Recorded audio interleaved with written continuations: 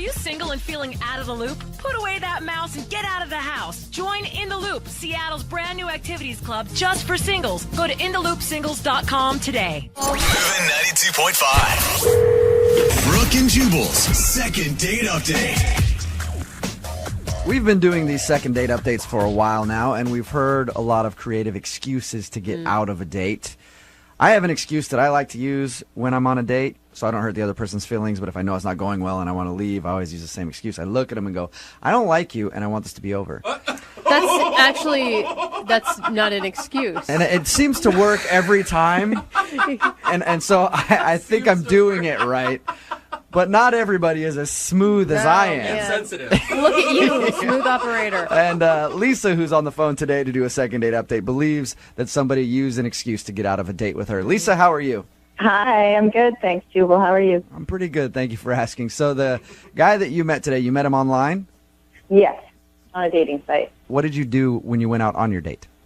We just met at a bar. Mm-hmm. Kept it simple. When you saw him for the first time, what did you feel? Well, here's the thing. There was a little bit of a snag before I met him because I knew that I was kind of going into it without being 100% truthful because I used an old photo on my profile. Oh. How old are we talking? It was 8 years old. Wow. But when I was honest about my age, Okay. You just weren't honest with your picture. well, I felt really guilty after that. And I realized that I hadn't told him, and we were going out that night. But you weren't honest about your picture. Why use a picture from 8 years ago as your dating profile photo? It's a really good picture. Sometimes I'm not that photogenic, and it's really great, and I feel like it captures my personality. Are you much different now than you were 8 years ago? No, I mean, that's the other thing. I don't think I'm that different, but, I don't know. 8 years Maybe. is a long time, though. Yeah. We all have pictures that we really like and hold on to. You don't have, one that's maybe from, 2 years ago? Yeah. I don't know. It's just the one I used. All right. I mean, I had a profile up a few years ago, and... So you came clean about it to him? Yeah, before we went out, it was about half an hour before meeting up, I texted him, and I said, hey, you can totally cancel if you want to, but I just want to be honest with you. The photo I used is 8 years old. Did he ask for an updated picture to send to him or anything? No, because it was right before. It was literally half an hour before we were meeting. He texted back. He's like, "Hey, don't worry about it. It's totally okay." Yeah, because he was actually driving to the destination. Why couldn't? You should have probably. I don't know. You should. I would think you would want to tell him a day or two before. I know. I didn't give him much of a leeway, but did you do that on purpose, Lisa? No, honestly, I just Lisa. That is really forgot. Lisa, are you lying to me? Did you do that on purpose? No, I swear to you, I'm not. Okay. I was thinking oh my God, I really like this guy, and I was crap, and he doesn't have the right picture of me, and now he's going to hate me. But he was like, no, that's cool, whatever. Have you been online dating for a little while? Oh, yeah, a couple of months. Have other people been shocked when they saw you in person compared to your profile photo? Well, nobody would, I don't think anybody would, except for Jubal maybe, would really do that. Would be like, what? Just sit down. You're not who I thought you were. I know. You're ugly. I got to go. So your email said that you think he used an excuse to get out of your date. We were having a great time, and he seemed a little bit nervous at first, but after a while, he got a phone call, and he said he had to go, and his excuse was, I have to go help my grandma get groceries. No. What? Yeah, it's totally lame, right? Yes. Yeah, that definitely sounds like a made-up excuse. Yeah. What did you say to him? Well, what could I say? It was just okay, I was a good sport about it, but I don't know, maybe it is true, but it sounds lame. Yeah, what if his grandma really does need groceries, and you're like, I don't care, let her starve. Oh, You stay here. Anyway, it's been over a week, and I haven't heard from him, and I'm really hoping it's not the picture thing. I guess I didn't ask you how the actual date went. Was everything enjoyable? I thought it was good. Like I said, he seemed a little nervous at first. Maybe it's because he was like, oh, my God, what's she going to look like? But yeah. No, it seemed normal and cool. And, there's always a little bit of adjustment when you're like, oh, hi, here's the real you.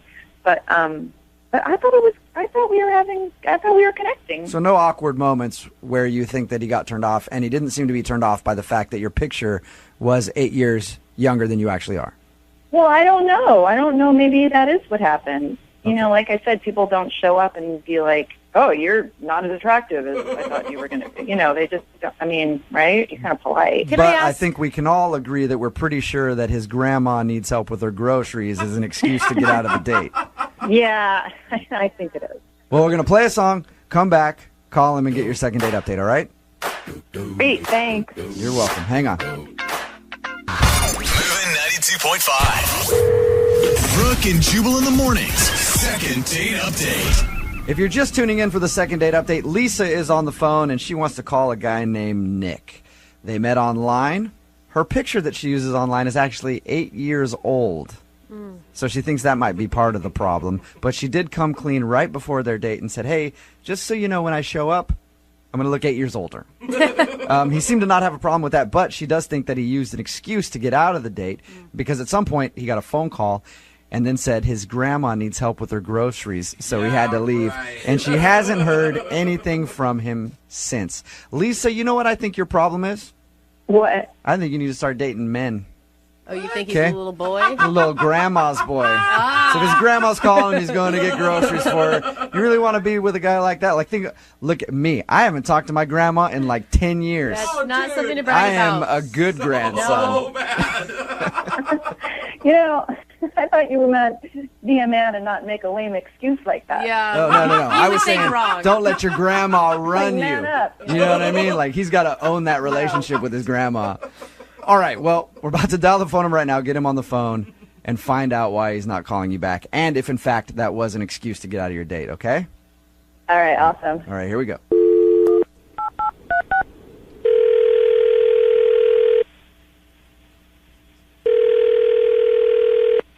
Hello?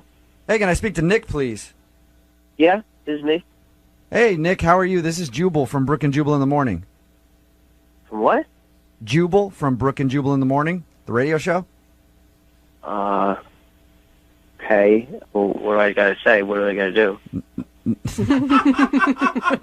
You don't have to say or do anything. I just have a few questions for you about a date you recently went on.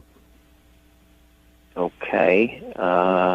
Here's how it works. One of our listeners emailed us to call you.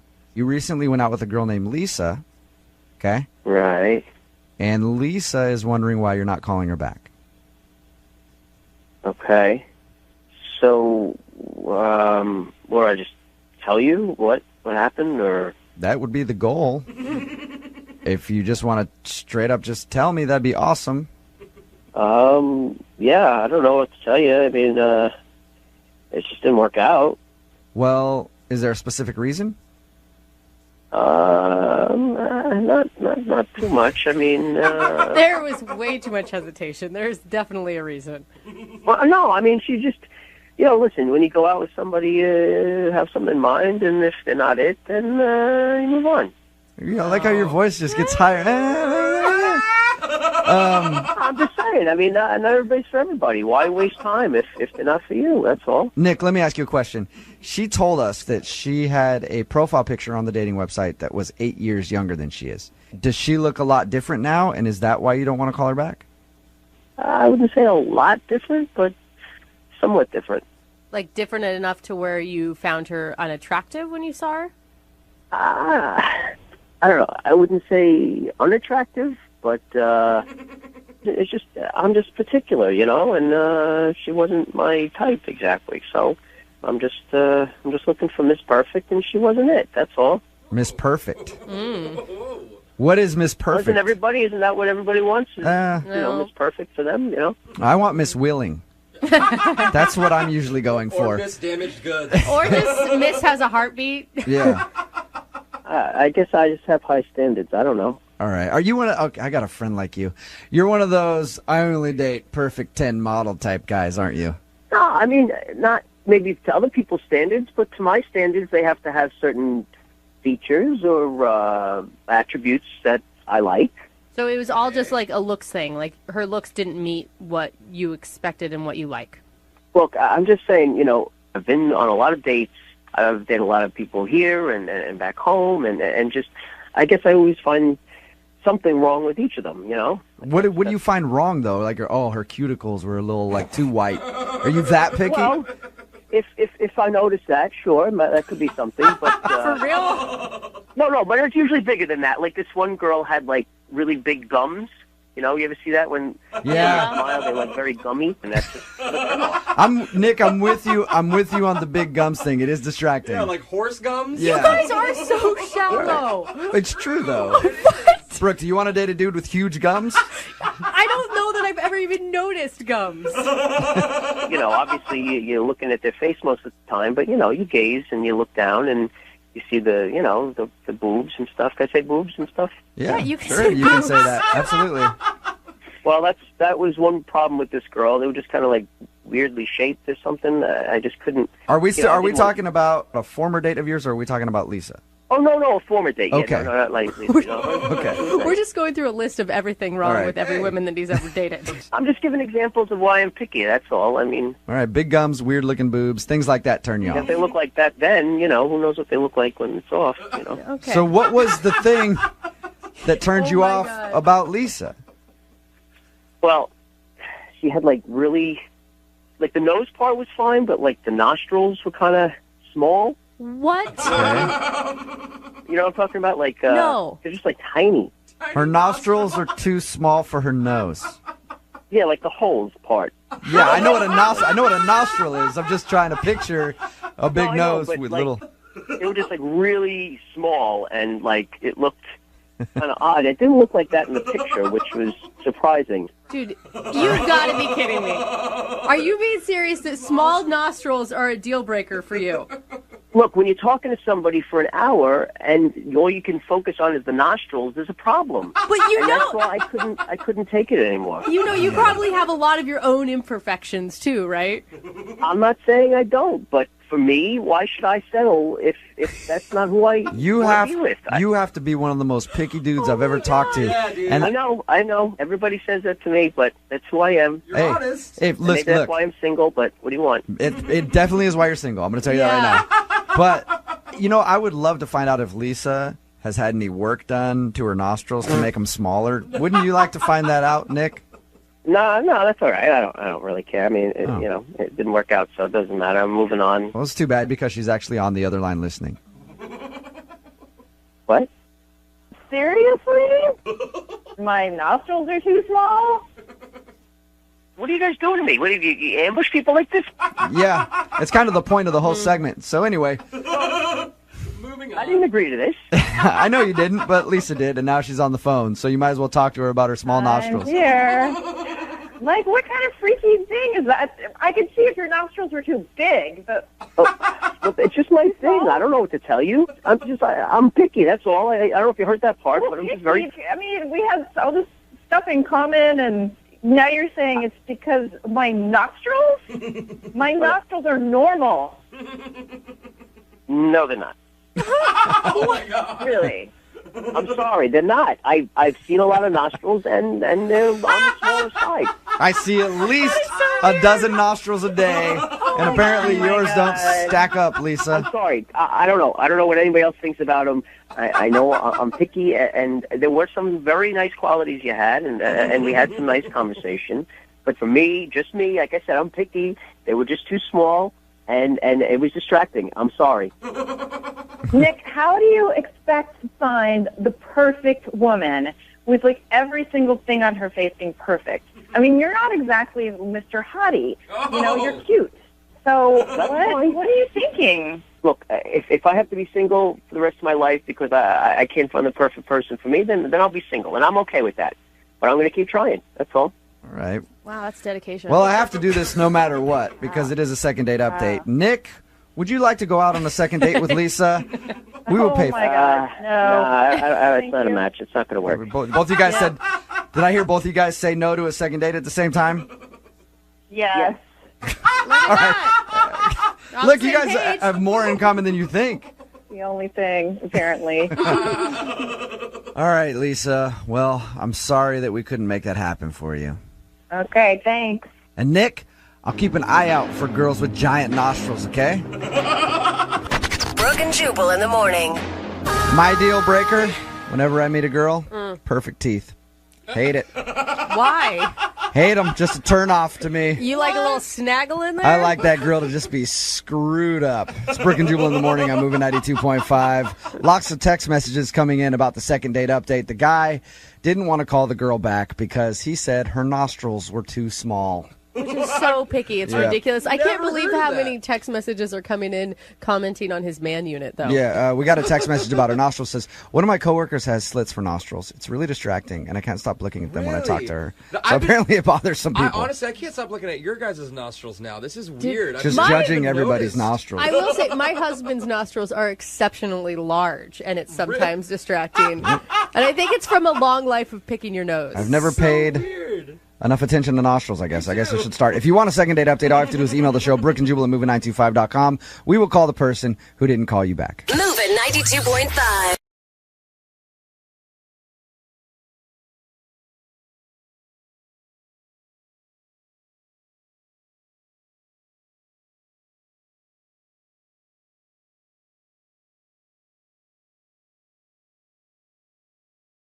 Are you single and feeling out of the loop? Put away that mouse and get out of the house. Join In the Loop, Seattle's brand new activities club just for singles. Go to intheloopsingles.com today. Moving 92.5. Brooke and Jubal's second date update. The girl on the phone for today's second date update has done something that I have never done.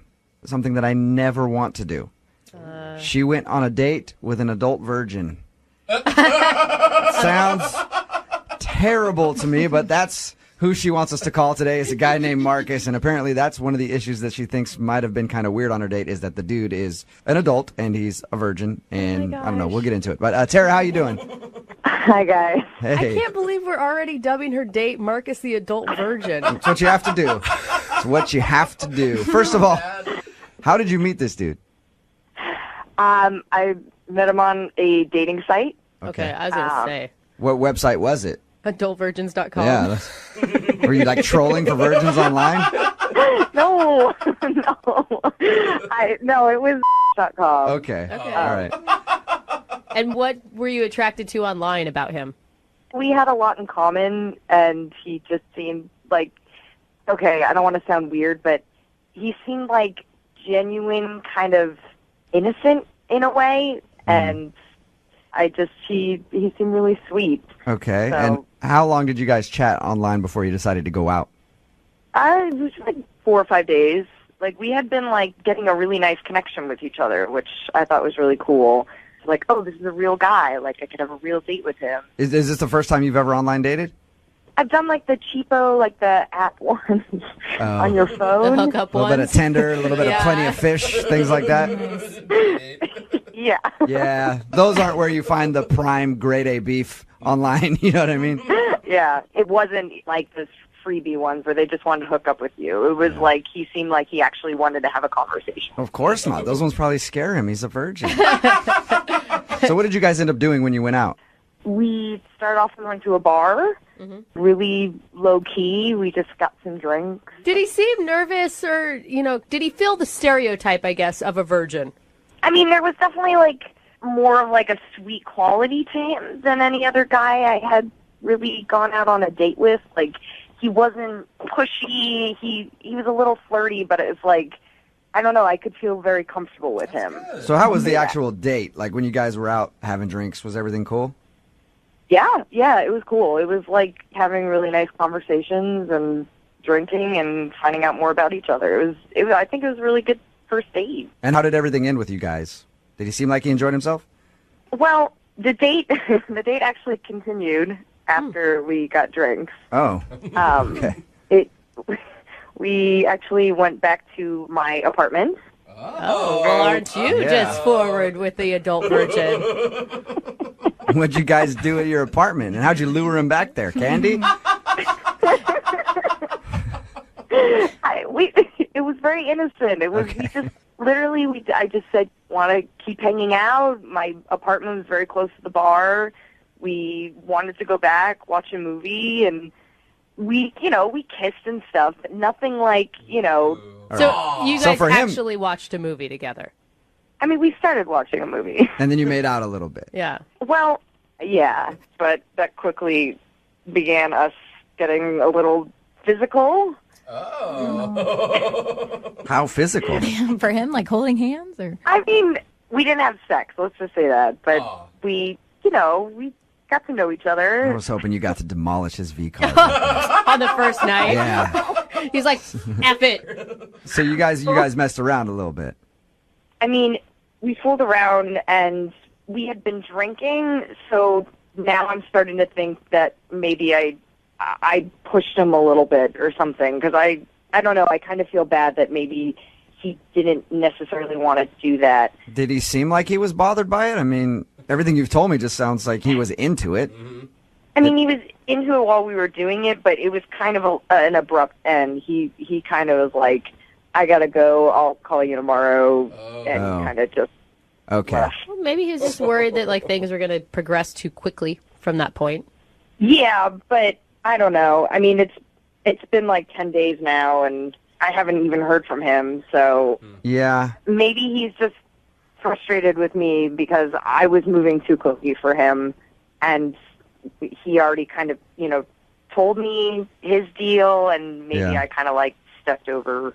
You know what? I never asked you this question, Tara. Are you a virgin? I am not a virgin. All right. laughs. Well, I just wanted to make sure. Like, we're making fun of this guy going like, oh, he's but you could have been too. I had no idea. I mean, I don't want to just like label you as not a virgin if you are. She's an aggressive person. Yeah. So how many dudes? Yo, come on, Jubal. Not gonna get. All right. I don't need that information, I guess.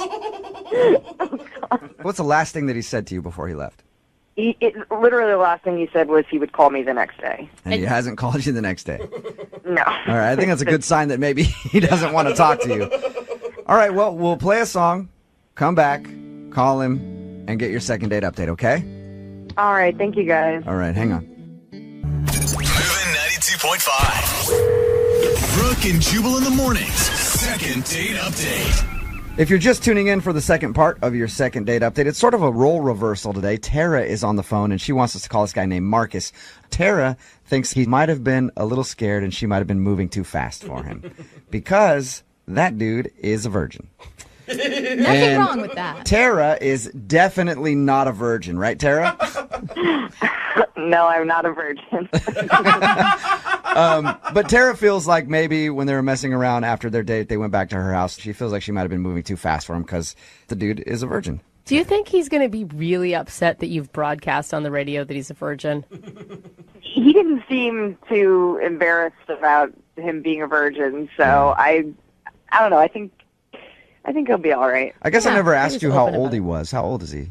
He's 28. Okay. Yeah, if you've been a virgin at 28 years old, you're probably used to it by now. Yeah. Voluntary, yeah. All right, I'm going to dial the phone number, see if we can get him on the phone and find out exactly why he's not calling you back, okay? All right. Thanks, guys. Here we go.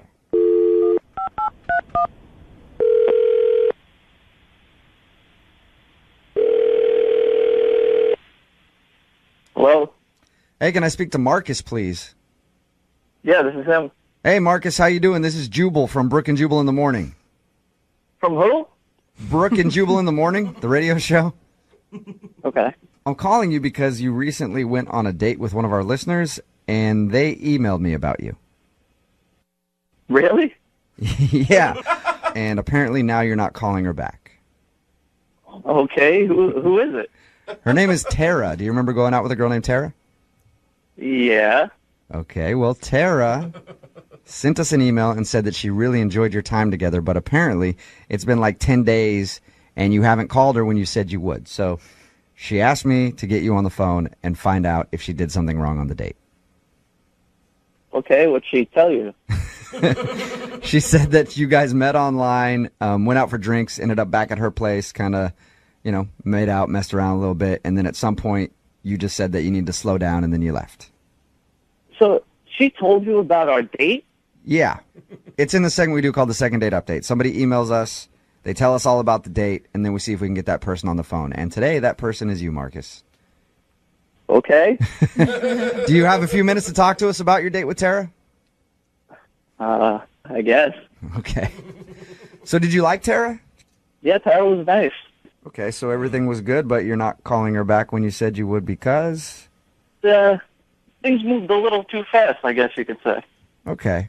You know, when we talked to Tara, she told us about that. She was worried that maybe she moved too quick for you. She mentioned that you have never been with a woman before. She told you everything. Yeah. But that's fine, dude. Hey, that's your thing. Yeah. Whatever. Who cares? But that's what she told us, and she thinks that maybe she tried to move too fast for you, and that scared you off. I think she's right. She's right. Oh, wow. Okay. But if she knows that, I mean, wouldn't be grounds to never call her again. Wouldn't you just want to talk about that with her? I just don't know if I'm her type of guy. What do you mean by that? Maybe she needs someone, I don't know, a little more her speed. Okay. Are you just looking for somebody who just is not interested in sex at all right now, or? No, I want someone interested in sex, I guess, but just maybe on my terms, very, very slow. Marcus, can you just tell us what happened to make you feel uncomfortable so that we can at least let her know? Because she's really curious as to why you're not calling her back. All right, well, things got a little physical. I mean, we kissed a little. Mm-hmm. And I guess she kissed my neck. I don't know. We were getting a little physical. Okay, and was that it then? It was just too physical for you with the kissing? I mean, she did tell us that you guys made out and messed around a little bit.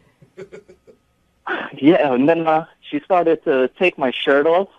Okay. Yeah. And she's like kissing my neck, and then she goes down and licks my armpit. What? Wait. She licked your armpit. On purpose? I don't know. I could see how that would make you feel uncomfortable, though, especially if your armpit's hairy. Gross. Men's armpits are Sweaty. not attractive.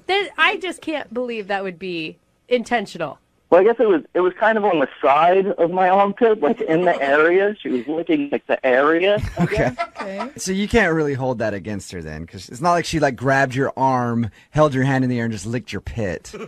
Like maybe she didn't mean to do that. Maybe did it totally like kill the mood right then, and you just wanted to stop?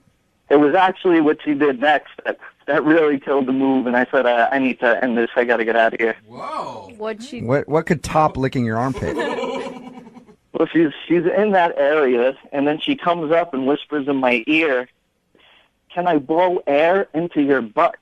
What? Excuse me, what? No. Could you repeat that? There's no way. Can I blow air into your butt? She did not whisper in your ear asking permission to blow air into your backside. Never even heard It of was so weird. What is Are that? you serious, Marcus? Marcus, you're 100% serious with me right now. How would you lie about that? I don't know why you would lie. She asked me if she could blow air in my butt. Wow. Is that like a thing that I don't know about? I've Have you never ever had I've never heard of that before, but I know a way to find out. Marcus, Tara is actually on the other line listening right now. What? Yeah. And I need to know from her. Tara, did you ask Marcus if you could blow air to his bottom? I don't even want to talk right now. I am mortified. Yeah, this is kind of awkward. Marcus, I did not say that. I did not say anything like that. You didn't say, "Can I blow air into my butt?" Oh my God. No, I don't even understand. Oh my God. Well, Tara, how could Marcus mishear that? I didn't say anything like that at all. I said, oh my God. I was asking if you like it when people blow air into your ear. How do you get... Still weird. Yeah, but how do you get butt... Into ear. I heard, "Can I blow air into my rear?" Are you Oh. So you thought she said, "Can I blow air into your rear?" Yeah, that's what he called, man. That's amazing, Marcus. He is It's a virgin. You must have been so shocked when you heard that. If somebody had asked me that, "Can I blow air into your rear?" I wouldn't have known what to say. What do you say to that? I just had to get out, I guess. we don't blame you for that one. Yeah. I am, first of all, I'm mortified that you went a week thinking that I had said that to you. I was trying so hard to be respectful, and because I really like you, and I've been so embarrassed because you thought I was just going too far, and I guess you did think that. Yeah. I guess it's my fault then. I mean, Yeah, just a failure to communicate.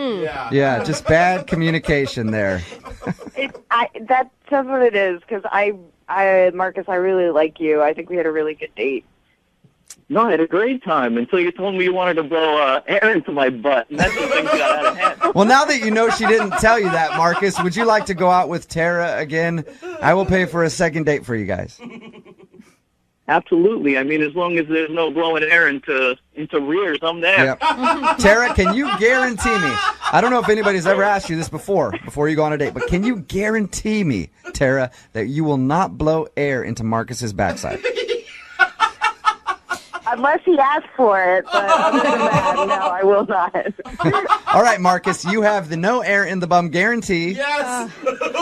And you guys are going to go out on a second date, okay? Thank you. Yeah. Congrats, you guys. Congratulations, Tara. You got your second date. Yay, thank you so much. Yeah, see, that's why we have second date updates, to fix these kind of problems. Yes. You know? Brooke and Jubal in the morning. Getting lots of text messages in at 78592 about today's second date update. Lots of them with the hashtag blow air in your butt, which I like. Nice. If you missed today's second date update, you have to go online later, listen to it at movie925.com. Just a few of the text messages that came in, though. This second date update was the funniest thing I've heard in a long time. Another one that says, what's wrong with that guy who wouldn't want to be treated like a balloon? And I agree. I absolutely agree. Gross. And another one that said, I'm totally going to ask my boyfriend tonight if I can blow air in his rear. Oh, my God. If you're confused by what I'm talking about, and you probably are, if you didn't hear the second date update, then do yourself a favor and go online and listen to it at movie925.com. And then when you do listen to it, share it on your social networks with the hashtag blow air in my butt. We're single-handedly going to start that trend. Yes, we are. Oh, God. It's movie925.com. Moving 92.5.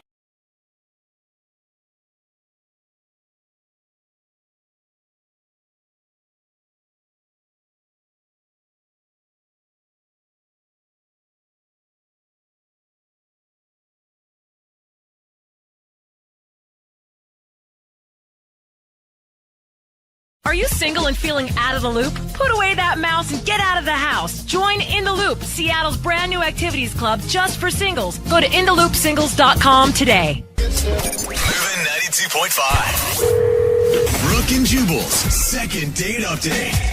Anytime I hear stories from friends of mine, usually female, who have had like a worker over on their house, either doing some construction or something, and they end up asking them out, it always trips me out because they never say yes to the guy, but then I think there's the one time where that's actually worked for that dude. And you never hear about it actually working until today and today's second date update. Jane actually agreed to go out with the cable guy who asked her out, who's usually probably going to be one of the creepier people to come to your house. Out of all of them, that's Yeah. who you pick? I'd go with the plumber first. Jane, how are you? Hey, guys. I'm good. How are you? Good. So you actually decided to go out with the cable guy, huh? Well, yeah, he was cute. I mean, How does that even happen? he showed up to install my cables, and we got to talking, and he just asked me out. And I was like, this guy is so cute. And he's not like a regular cable guy. Like, he wasn't creepy. He's better than all the other cable guys, isn't he? Yeah, he was. Whoa. What did you guys do on your date? We went out for a drink, and we talked about movies. Like, I just saw Guardians of the Galaxy, and he had seen it too. So we, talked about that. Nice. And just, hung out. We told jokes. I'm really nerdy, but I love jokes. And he loves jokes too, as it turns out. Weird. You're one of those rare people that like jokes. Sense of humor is Yeah. something nobody likes. Strange, Jane. Wow. Weird that you two little oddballs would find each other in a world as big as this. Are you making fun of me?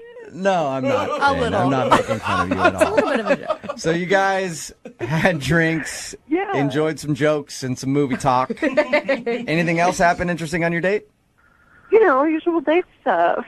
Okay. Like, what's usual date stuff for you? Because, hey, we get a lot of these second date updates, and some people's usual date stuff is like unusual 12 years married stuff. No, I'm pretty basic. It's think of a normal date with a cable guy. We talked about what kind of premium channels I have. We talked about my remote control. You try to get some sort of free upgrade off of him? Is that what you were doing? Exactly. I was like, can you bundle my package?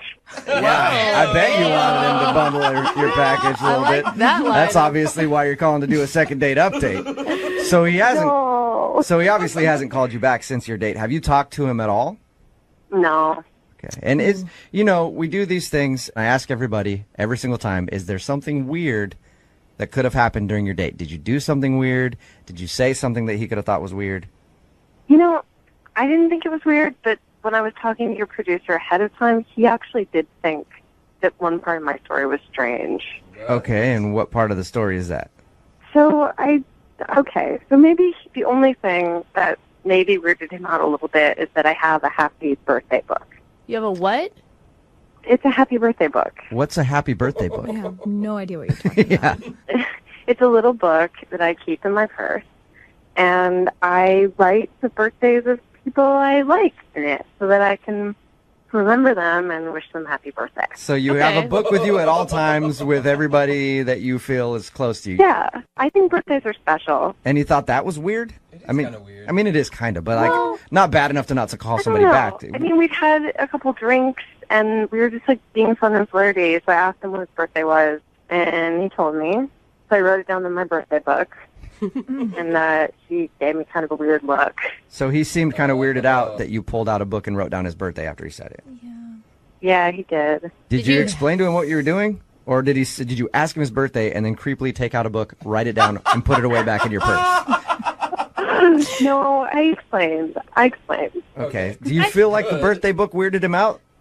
Well, yeah, I don't think it's weird because my mom used to do that, so it's just second nature to me. Like, my mom was a very polite person who wrote people birthday cards, and it's just like how I was raised. Did your mom teach you rules about it, though? Like, you don't kiss on the first date, you don't birthday book on the first date? No, you guys. That's what I was going to think. The only reason why I think your birthday book would have weirded him out is if he thought that it was all just people that were super, super close to you. Yeah. And then you're already including him in that group of people. Did you explain to him that, hey, I just write down everybody's birthday because I'm a sweetheart and I like to send pictures and cards and things like that? Happy birthday. I don't think I did. Okay. So maybe he's thinking that you might be a little clingy and someone who'd get a little too attached too quick.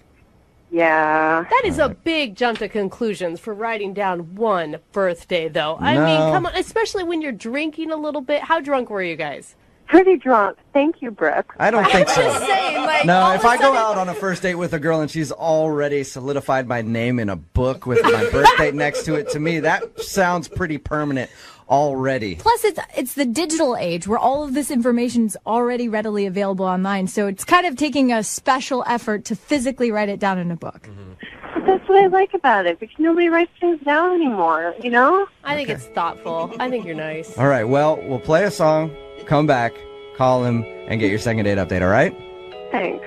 All right, hang on. Moving 92.5. Brooke and Jubal in the mornings. Second date update. If you're just tuning in for the second date update, Jane is on the phone with us. She took a risk, a big risk, and went out on a date with the cable guy. Yeah. He actually asked her out while she was working at her house. She agreed to go out with him. From her account, they had a fun time, drinks, talking about a lot of subjects they were both interested in. Including jokes. Including jokes. They're both they into both are jokes. very into jokes, which is weird because most people not into those things. Like to laugh a lot. Jane says the one thing, though, that did happen on their date that she thinks might be the reason he's not calling her back is she keeps a birthday book with her, something that none of us in here have ever heard before. It's a little book that she keeps in her purse with everybody's birthday written down in it, people who she thinks is special and important in her life, so that she can send them cards or whatever whenever the birthday comes up. Well, at some point during the date, she took out the birthday book, wrote his birthday down in it, and then closed it and put it back in her purse. And she thinks that maybe he's a little weirded out by that. All right, Jane, are you ready to give Travis a call? Yes. Okay. Anything other than the birthday book that you can think about that might have gone wrong on your date? No, and, I think even the birthday book was harmless. Like, Okay. I think it was just like, it was a fun thing, and I agree. hope that he's fun like that. All right, well, I'll dial the phone number right now, see if we can get him on the phone, and then find out why he's not calling you back. Okay.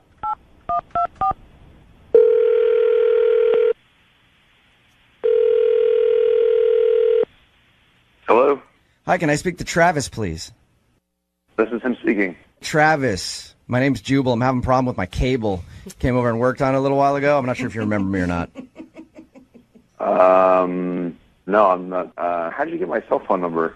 Oh, that's because what I just said is completely wrong. This is actually Jubal from Brooke and Jubal in the morning on Moving 92.5. How are you? Yeah, I'm sorry. I still don't know who you are. Well, I host a radio show, and you recently went out on a date with one of our listeners. Okay.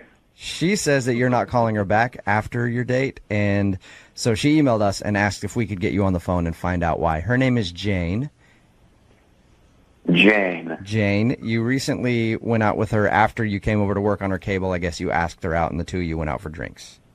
Oh, birthday girl Jane? That would be the appropriate name for Jane. That would probably be the right Jane. Listen, we talked to Jane before calling you, and she told us a little bit about your date, said she had a fun time. She said the only awkward thing would be this little birthday book that she has, and judging by the fact that you called her birthday girl Jane, I'm assuming that probably was a little weird to you.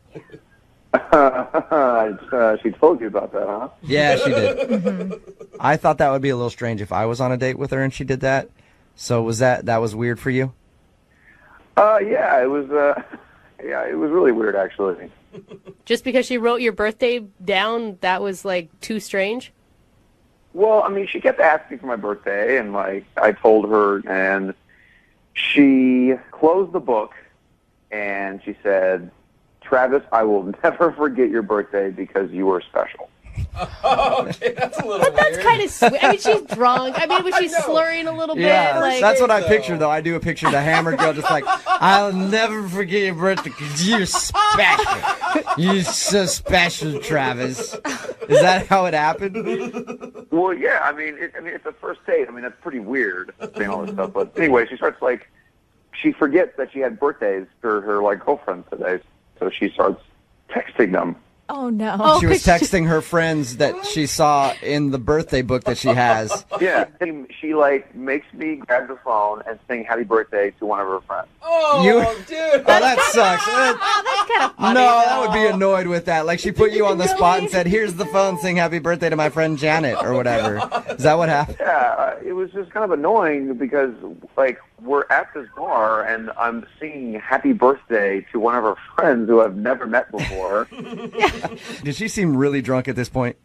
Yes. Okay, because that sounds like hammered activity. Like, it's my birthday book. And you know what we're going to do now, son? We're going to sing happy birthday to everybody. Do you think that maybe she was like just trying to be playful, though, and still flirting with you? At first, it was kind of cute when she was asking me about it, but then she kept asking me, like, if I remember her birthday, like it was a quiz. Oh, no. She kept saying, "Travis, when's my birthday?" I was like, April 19th. I said that a couple times during the night. She was like, "Good job." So you're saying that she has a strange obsession with birthdays? Oh, goodness. A little bit. And she kept giving you like a pop quiz that you never wanted to have. Oh, sweet No. girl. I mean, it was cute. It was cute the first time, but after that, it was really annoying. Yeah. Hey, Travis, when is her birthday? April 19th. Good job. Good help. Travis, I should also let you know that she's actually on the other line listening. Hi, Travis. I caught you. What do you mean you caught him, Jane? Why do you hate birthdays so much, you birthday hater? I don't hate birthdays, but I think it's weird constantly talking about birthdays. Now who's the one who's constantly talking about birthdays, you birthday hater? Are you, Jane, what are you doing? Is this like your weird way of flirting with Travis? Reverse psychology? Or? Jane. I don't know. I like him so much. Oh, Jane. You sweet girl. Are you just embarrassed right now? Yeah. I mean, maybe you could just explain to him like you were just being wasted or something. I was. Travis, I'm so sorry. I feel like I probably blew it with you. I just was drunk and I was having fun and I thought you were on the drunk train with me. Well, I mean, it was just really weird. It was like our first date, and all you wanted to talk about was birthdays and his birthday book, and I thought that was really strange. I got nervous. I ran out of jokes to tell. So is that your backup, Jane? When you get nervous, you run out of the jokes, and then you get into the birthday stuff?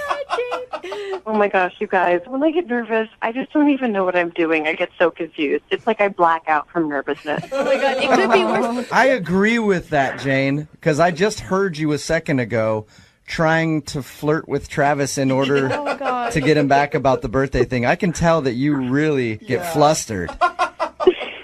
I do. It's really a problem. Yeah. All right, well, let me do this for you then, Jane. Let me do this for you, okay? You just sit there and hang out for a second, all right, and collect yourself, okay? Because this might be pretty nerve-wracking what's about to happen. Travis, I would like it if you would go out with Jane again and give her a second shot. She sounds like she just does not know how to handle nerves at all, and hopefully on a second date she'll be a little less nervous. Oh, she's Would you go out with Jane again? I don't know. One more chance. Like, how harmful can it be to go out with her again? The worst thing could happen is you start talking about birthdays again, and then you never have to call her. Just give it one more shot. She sounds like she likes you a lot, and was just incredibly nervous on your first date. All right, I'll do it. You'll do it? I'll do it. All right. Way to go, Fabulous. Travis. Jane, congratulations. You got your second date. I'm so excited. I promise I won't be weird this next date. I don't think you can make that guarantee, Jane, but just embrace it. Say, if I'm weird, then know that underneath it all is a really cool girl who just wants to hang out and have fun. Okay. I bet. Yeah. No, if I'm weird, it's just know that underneath it all, I'm just like a totally cool girl who just wants to have fun. You didn't have to say that, Jane. I was saying you could say that to Travis, but we'll get through this. I feel like I want to be your dating coach now. Jubal, help me. I'm trying, Jane. Brooke and Jubal in the morning.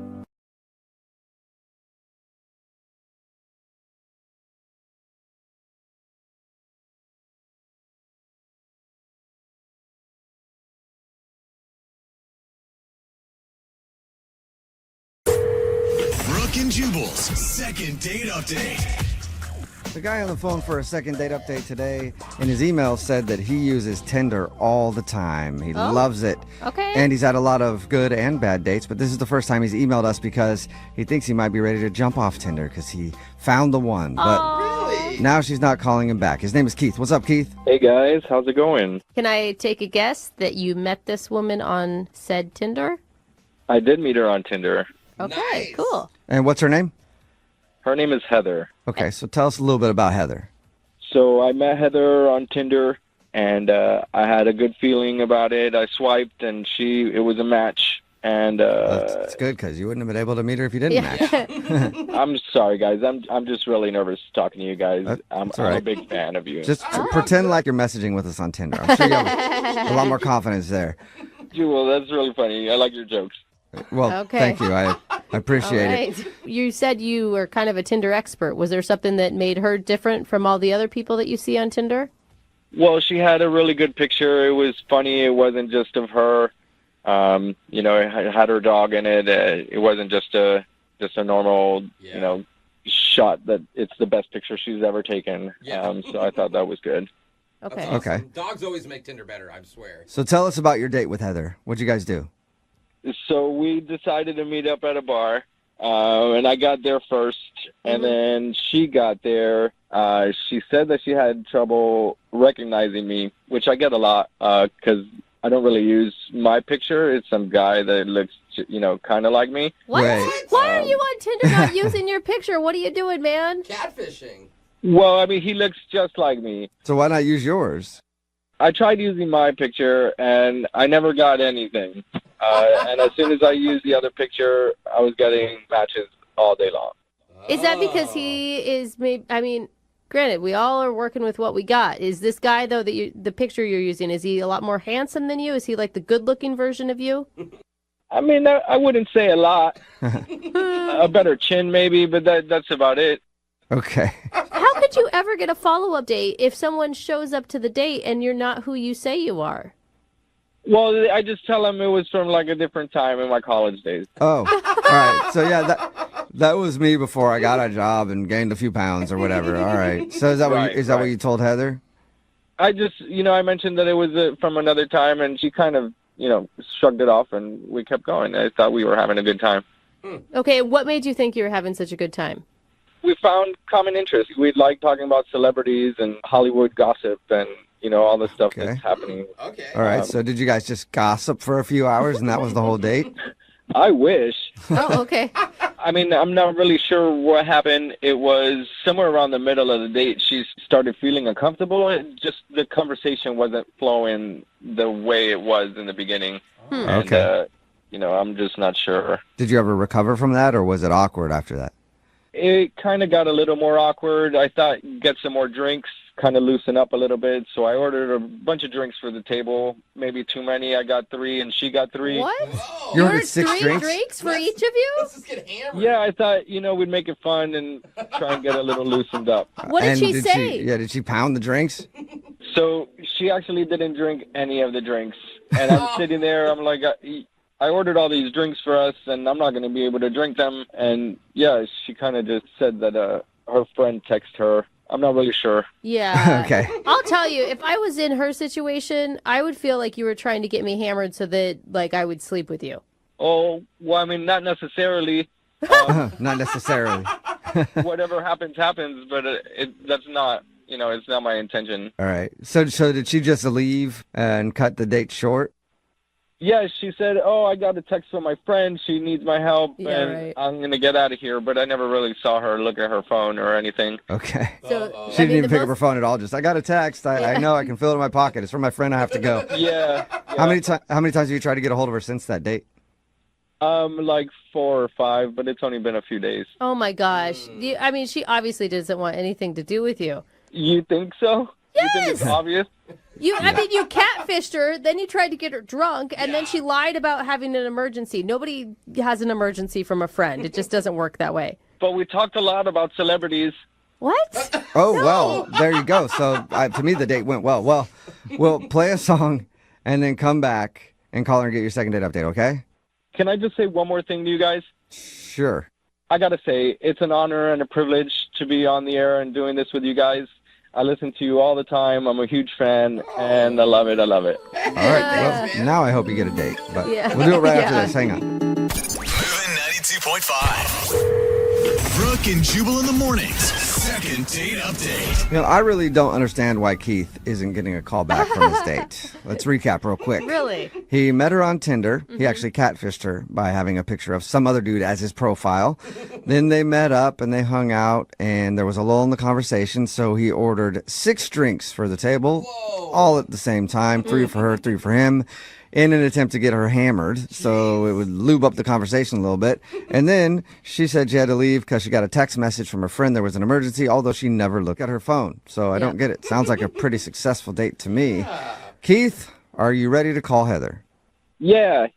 I really like her, so I hope it's not the profile picture, because I'm a good guy. I mean, it shouldn't matter what I look like. Keith, it sounds like it's all those things combined. Yeah. But one thing that I didn't ask you that I'm really curious about, what did you do with the 6 drinks that you had ordered and nobody drank? Did you finish them yourself?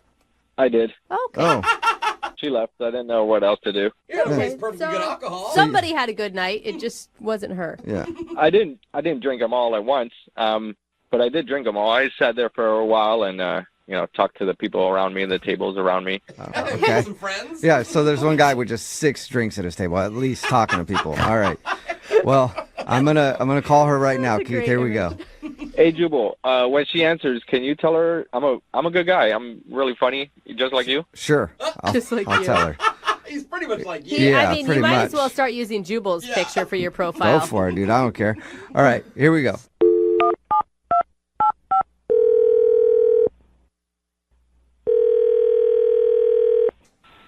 Hello, Hi, can I speak to Heather, please?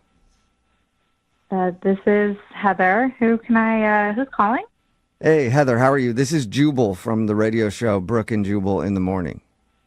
Okay. How are you? I'm great. What is this about? Well, Did I win something? no, you didn't. Well, that sucks. We actually do a segment on our show. It's called the second date update. It's where if you go out on a date with somebody and then end up blowing them off, they can email us to get you on the phone and ask what happened. So somebody emailed us about you. Okay. Who emailed about me? It's a guy you met off of Tinder. His name is Keith. Oh. We had a feeling you'd have Yeah. that reaction. So Keith told us actually a little bit about your date, and he's wondering why he's not getting a call back. He really asking that question? I mean, Yeah. was hard he to not on the believe. same date that I was on? Yeah. Yeah. He seemed to think that you guys had a great time and really connected over talking about celebrities. He's clearly delusional or has memory loss. Really? I mean, he told us about the date, and it sounded fabulous. You know? He was being sarcastic. I mean, fabulous or from his point of view, but creepiest from my point of view. I don't. Really? Was it the 6 drinks that he ordered? I mean, if somebody ordered 6 drinks trying to get me drunk, I would say thanks. But then I would also think they were creepy. No, I mean, the drink part, was weird, but, that wasn't even the worst part of Really? the date. And, yeah.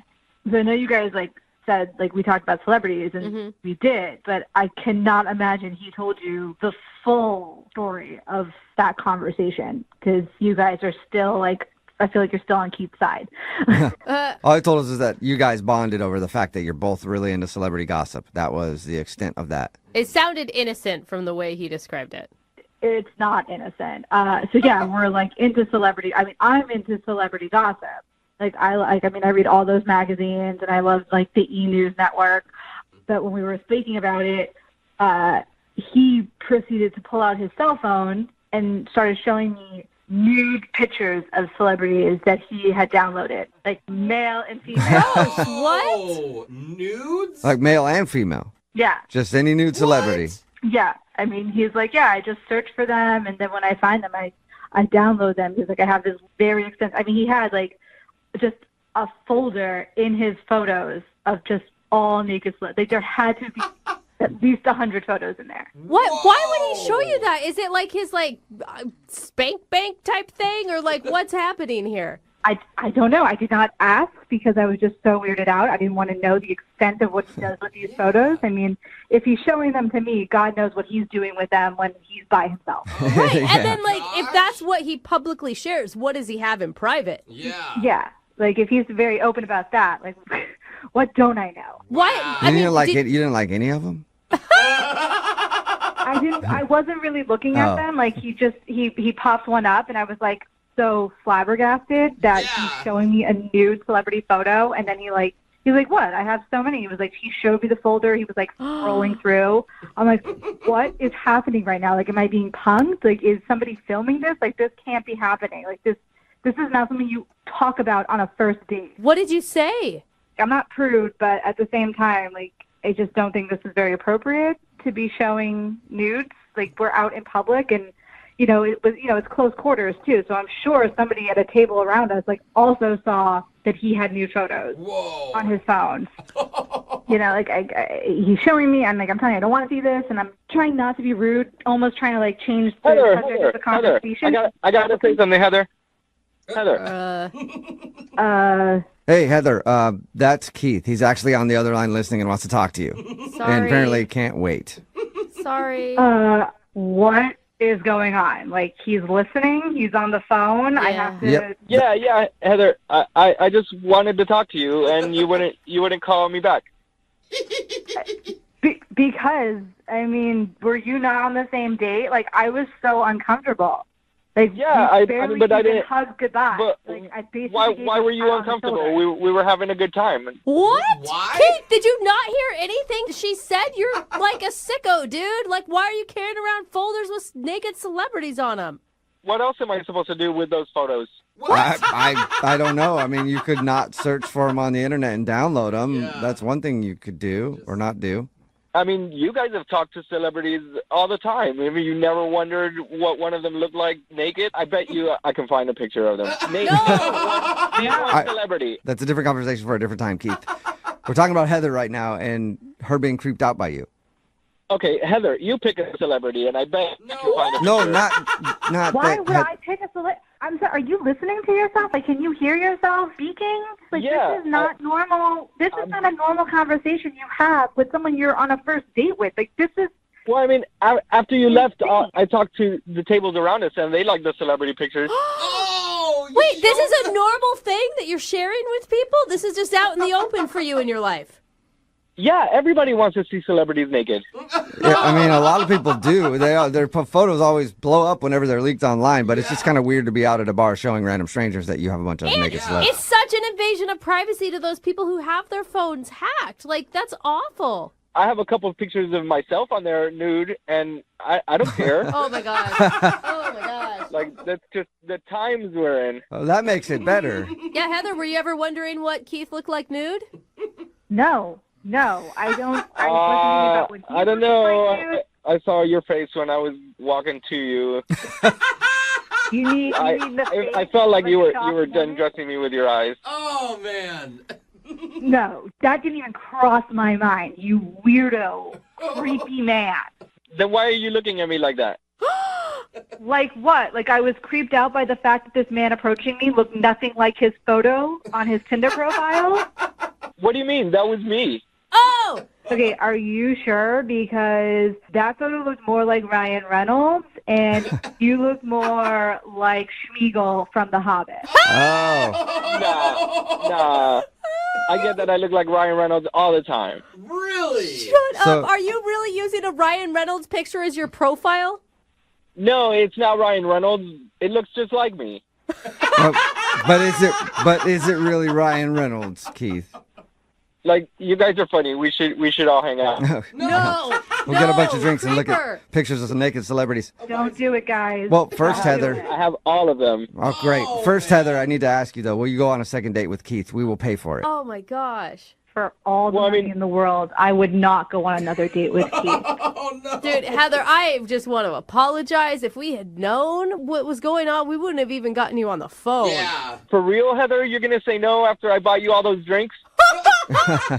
Yes, I am saying no. I did not ask for the drinks. You ordered them. So no. That's just being ungrateful. No, she Oh, yeah, owes come on, you Heather. nothing, Keith. Why She not- owes you absolutely nothing. Why don't you be grateful, Heather, and give Keith another shot? What are you guys saying? Stop it. Brooke, come on. What are you doing? I thought you were on my side. No, I haven't been on your side from actually the very beginning when we found out about the profile picture. You're creepy, dude. Whatever, guys. I got a great personality. I think we should all hang out and, not worry about any of this stuff. Yeah, well, you know what? Then you probably don't feel too bad about not getting another date with Heather. That's cool. I thought Heather was fun, but it seems like she's not too fun. So it's fine. Well, Keith will find you somebody who wants to sit around and look at naked celebrities with you. Text in 78592. Is there anybody out there at all interested in Keith? Yeah, come on, guys. Text in. And if you want to send me some nudes, that's cool. You guys are celebrities. I'll put you in my folder. Done and done, No Keith. way. Brooke and Jubal in the morning. Move at 92.5.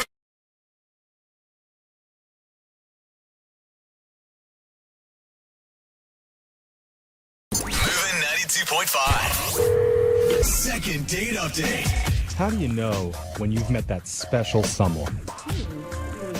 You just know. Yeah? Like, you just do. I hear that a lot. I mean, know. I thought I knew a lot of times before I actually knew, Mhm. but then when you know, you're like, oh, there's other times I didn't actually know.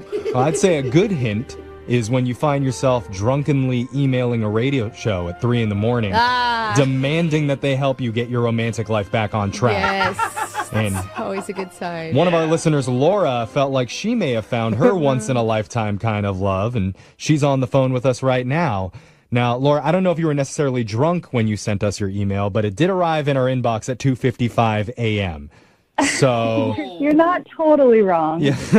She's like, what email? Who are you Yeah. guys? Well, tell us about this one-of-a-kind guy. What's his name? Yeah, I mean, I actually can't even believe I'm really doing this because I've heard this part of your show before, and I always thought it was, like, I just never really thought that I would ever do something like this. I see. But It's here- like you're a little judgy about the other people who did it Yeah. until No, you're here. I just- Uh-huh. But I get it now because I met this guy, and he is incredible. His name is Charlie. He is smart. He's got his stuff together. He's this like tech entrepreneur guy. And I mean, really, really like checks off all the boxes for me. And yeah, we met on this online app. I won't say which one. And again, something you probably never thought you'd do because that was for other people, not for you. I'm not that judgy, I swear. But we did meet on an app. And yeah, we went out on a date. Frisbee golfing. Do you know what Frisbee golfing is? Frolfing? Yeah. Oh, yeah. Yeah. Oh, okay, yeah. Yeah. Well, it was my first time. I've never done frolfing before. I mean, it's a pretty also stereotypical tech bro activity to me. A guy named Charlie. He's a tech bro for sure, but a tech bro with like a six-pack, so I'm not judging. So wait, did he take his shirt off while playing Frisbee golf? Because it gets so intense during the game. How did you know that? Well, he did. He had a little bit of sweat on his forehead, and he lifted up his shirt to blot his forehead, and I got a view. I got a view. Okay. All right. So could you tell what his interest level was? Like, was he just trying to feel you out, or was there more romantic flirting going on? Like, I didn't get the vibe that he was just after, like, a hookup or anything. Well, that's good. I mean, because that's, I assume, what you're looking for, too? Yes, definitely. I mean, especially with him, yeah. Okay. So how did this date, where did it go from Frisbee golf? Nowhere after the Frisbee golf, but that's sort of a thing. The Frisbee golf was fun. I thought, okay, I've never done this before, so I'm going to give it a go. Yeah. He had like packed a whole cooler of some goodies and some beer, which I'm not like a big beer drinker, but there was a moment where, I'm not great at Frisbee, so I threw the Frisbee at him, and it did get him in the head. Oh. Classic. Yeah. Was that funny or was it awkward? I thought it was like kind of funny. I mean, he wasn't seriously injured. He wasn't bleeding or anything. I mean, he went down. He did go down. Oh, wow. It's still not fun getting like hit in the face unexpectedly, even Wait. if it's like a dodgeball or a Frisbee. He went down like he fell? Like you hit him that hard? So he was up ahead of me. I guess putting is what you call it in Frisbee golf or whatever. Actually, I think it's called frutting in Frisbee golf. Just saying. And I never thought that I would actually even get it to him. So I really put some muscle behind it to get it all the way to where he was. And yeah, it got him in the head. And those discs are hard. They're not like the flimsy, like free Frisbee that you get with a promotional name on it. Okay, so after you assaulted your date with a Frisbee, did you go over and help him? I did. And I mean, he was pretty cool about it. I mean, he was kind of more funny than anything. He was a really good sport about it. And that's the only thing that you can think of that went wrong on the date? There's only one other thing, which I think is pretty small, but it did have me thinking. Like I said, I don't normally drink beer. So when I was drinking it, it was making me really burpy. I don't know how to describe it. So, we were trying to talk, and like I kept either trying to stifle a burp or definitely I let a couple slip, and I know he had to have noticed. Nice. I mean, that's not a turnoff, though, is it? I mean, everyone burps. If anything, I think it's a turn on. I think guys like a girl that can hang with the boys and let out a big burp. Like, okay. Well, that's a cool belching thing. on a date would be maybe a turnoff. That's the thing that I could think maybe could have gone wrong. But again, he was still a really sweet gentleman the whole time. And at the end of the date, he walked me to my car, and he hugged me. There was no kiss, but he did give me like a nice hug and said he had a good time. Okay. And then ever since then, I've reached out, and he just hasn't really followed up. And I'm just not sure what's going on. And like I said, I really like this guy, and I'm hoping you guys can help me like figure it out. Did I do something? Is there something I can do differently? If I did, I really want to make it work with this guy. Wow. You're really like, sounds like you're willing to change yourself for him. Well, I mean, not change myself, but if there's something like, about your personality that you can do differently or things you can behave different. That's what she is saying. No, she just really likes him. Okay. And like maybe it's something simple. But did he give you any indication that he wanted to go out with you again? He said he'd call me when we left. Yeah. And then I reached out and I just haven't heard from him. Yeah. Kind of sketch. So I guess we're going to play a song. We'll come back, call Charlie for you, and we'll try and get you your second date update. Okay, Laura? Oh, my God. Okay. Thank you. Nervous. Hold on. All right, we're in the middle of a second date update with one of our listeners named Laura. She met a guy online who she describes as a once-in-a-lifetime kind of person. I mean, his name's Charlie. He's smart, kind, funny, good listener, and he's got a six-pack. Oh, he sounds like too good to be true. Wow. He sounds like me 10 years ago. Does he? He does. You did have a six-pack at one point. Were you ever funny? Hey. Got him. All right, I don't want to do this anymore. Oh, Andy boys were pouting too. It was too much. Anyway. It was too easy, Jeffrey. Too easy. Laura and this guy who is much funnier than me went frisbee golfing or frothing, where she accidentally hit him in the head with one of her frisbees. The only other thing that she can think of that might have been a turnoff is that she kept burping while they were drinking beers out on the course. Right. And now he's not calling her back. Is there anything else that we missed from that, Laura? No, you pretty much got it. I mean, like I said, I just really hope that it wasn't something that sort of silly as just like burping or accidentally hitting him on the head. He's like truly, I think, my dream list guy. He's got everything. He's such a great listener. He's obviously good looking. And, you know, he's just like got his life together. Oh, It God. makes me sad because we're building them up so much. And I what's know, the saying? and- Like, the bigger they are, the harder they fall. And that's right, Laura. I just want you to be like somewhat guarded on this one because you said at the end of the date, he said, "Yeah, I'll call you later." I mean, it just sounded like he may not be as interested as you are. Yeah, I hope it's not that. I hope he's just maybe been busy with work or something. All right, well, let's find out. Let's call Charlie and see how funny he really is. I'm just kidding. Let's dial the phone number, and we'll try and get you your second date. Stop laughing, Brooke. I can't help it. Stop it. All right. I think you're adorable, Jeffrey. Whatever. Let's just dial the phone number.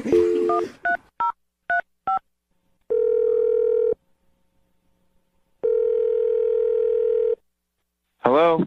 Hi, can I speak to Charlie, please? This is Charlie. Hey, Charlie. How's it going? My name's Jeffrey from the radio show Brooke and Jeffrey in the Morning. Do you have a second to talk with us? Sure. Okay. Well, don't worry. What is this about? We're calling about your dating life because you went out with a girl recently. Oh, is that funny? I'm sorry, you said you're calling about a date? Yes. You went out on a date recently with a woman, and you're not reaching out to her afterwards. So she got a hold of us to see if we could get in touch with you. Her name's Laura. Oh, okay. You remember Laura? Yeah, I went out with her not too long ago. Yeah, Hey. we know that. That's what we just said to you. But Laura is wondering why, after your date, you've decided to ignore her. I wouldn't say I'm ignoring her. I just I haven't talked to her since the date. She's really excited about you. So maybe she's a little overeager in terms of you getting back to her. I mean, were you planning on a second date with Laura? Yeah, it's kind of a complicated question. Oh, no.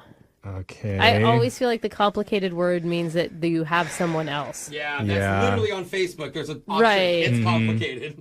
What's the situation?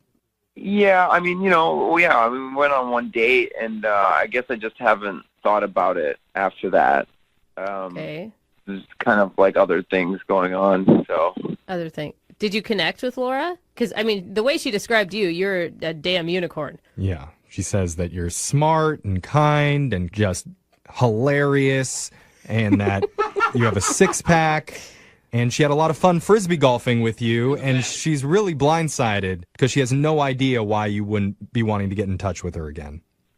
I don't know what to say, guys. I mean, Do you have a girlfriend? Is that why you don't want to talk to us about it? well, I am engaged. What? Engaged? Yeah. Why are you on a dating app if you're engaged? Yeah, dude. Well, my fiance knows I went on a date, okay? Like, we've actually been engaged for 8 years. Huh? What? This is the thing we do. I mean, it's all in the up and up. My fiance knows about this. So wait, you have an open relationship with your fiance? Not exactly. Oh, no. I don't get it. We kind of, we do it once a year where we test our relationship out and we go on a date and see what it's like and where we're at and, like, how we feel about the relationship.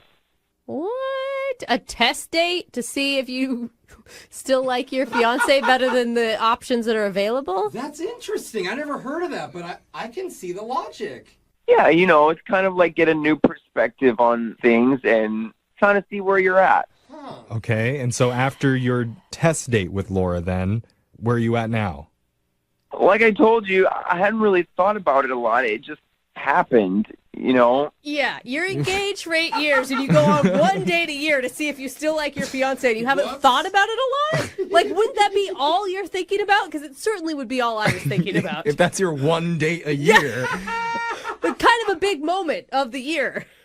I guess I have thought about it, but my fiance is scheduled to go on her date this week, so we're going to talk about it once it's all done. Oh my God. So what do we tell Laura? Does Laura even know that you're engaged? Were you upfront with her about that?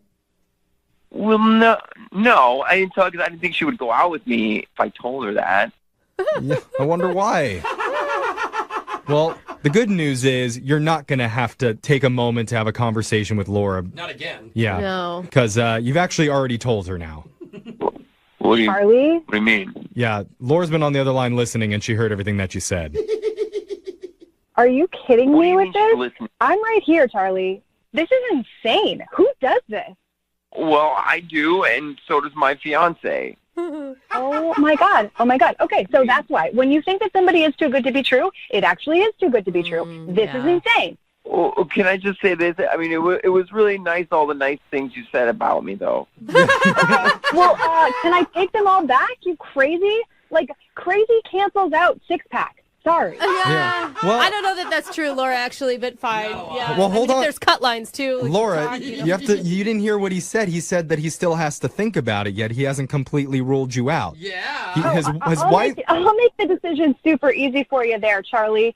No thanks. You and your fiance can just go be crazy with whoever else you want. I want no part in this insane... I mean, to be honest, I was kind of leaning toward the old relationship anyway. I mean, look at how you're reacting to this. My fiance would never speak to me like I this. mean, your fiance does sound pretty cool, I'm going to say. I mean, the thing is, Laura, would you have ever gone out with him if he would have been honest in the beginning? That's a hell no. Yeah. I think that's where you're going wrong with this, Charlie. Like, yeah, go ahead and do your one date a year if that's what you and your fiance, but you can't pull people in and not be honest with them when you're involving others' emotions. I mean, she never asked me if I was engaged. I would have told her if she had asked me. I see. It's her fault. Yeah, that is a pretty typical first date question. Like, are you engaged? It honestly should be these days. I know, apparently. I mean, I just don't understand why everybody's freaking out about this. I mean, I was honest with you guys when you asked me. Because you've committed yourself to marrying another woman already. Right, but once a year, I get to go on a test date. And we didn't kiss. I'm not doing anything shady. I mean, it's a first date. That's called leading someone on. That is shady. Don't be on a dating app if you don't want to be investing time with someone. That's crazy. Yeah, it's false advertisement for sure on your dating profile. And don't be engaged if 8 years later you're still not going to get married. Like, when are you eventually going to decide, okay, now's the right time, we're going to get married now? Like, another 8 years? You called me. I mean, like, are you just, like, calling me to tell me how to run my life here? I mean, I don't... Yes, I am calling you to tell you how to run your life. Don't get engaged and then drag out the engagement for 8 years with tests once a year to try and figure out if you still want to do it. He has a fear of commitment that he needs to work through. You just don't need to involve other people's emotions. Well, don't get engaged then. What are you doing? It's madness. Why are you so upset? Why are you engaged? Oh. I mean, for God's sake, it was just Frisbee golf and a couple of beers. I don't understand why you guys are freaking out about this. Because I think Jeff thinks that he actually went out with you at one point. Yeah. He's like, call me back, bro. Oh, my God. You would be engaged. Oh, man. Well, at this point, I'd like to ask if you would like to go out on another date with Laura. If one of them says yes, this is the biggest twist in second date update history. We'll pay for it, Charlie. No, I mean, look at... All right, well... That's all right, Charlie. Laura, You know, sorry you didn't get a second date. This is like a blessing. I'm so glad that it didn't work out. Yeah. And don't you want to give your well wishes to Charlie and his fiance? Oh, yeah. He's going to need some well wishes. Who needs well wishes when you got a 6-pack? All right. Amen, brother. Moving 92.5. Are you single and feeling out of the loop? Put away that mouse and get out of the house. Join In the Loop, Seattle's brand new activities club just for singles. Go to intheloopsingles.com today. Moving 92.5. Brooke and Jubal's second date update. The girl that's on the phone to do a second date update today actually got stood up completely for her first date, but she feels like it might be her fault. Really? Yeah, normally when somebody gets stood up, they're angry at the other person. They're like, I just want to get them on the phone so I can yell at them. Yeah. But she feels like she might have actually screwed up and maybe understands why this guy didn't show up for her date. Amy, how are you? Hi, guys. I'm okay. First of all, did he just stand you up completely? Yeah, I mean, that's pretty much it. I waited at the bar and waited, and I never saw anyone. I didn't hear from him. That's like the worst feeling ever. How long did you wait? Well, I was there for like 30 minutes when I started to wonder if I should maybe like text or call, and then right around 45 minutes, I'm kind of patient, I guess. Yeah. And I texted him and didn't hear anything back, and then I called him. And no answer to that either? What? Yeah, so I probably waited about an hour total. Okay, and how did you meet this guy? I met him online. Okay, and how long had you been talking before you decided to meet up?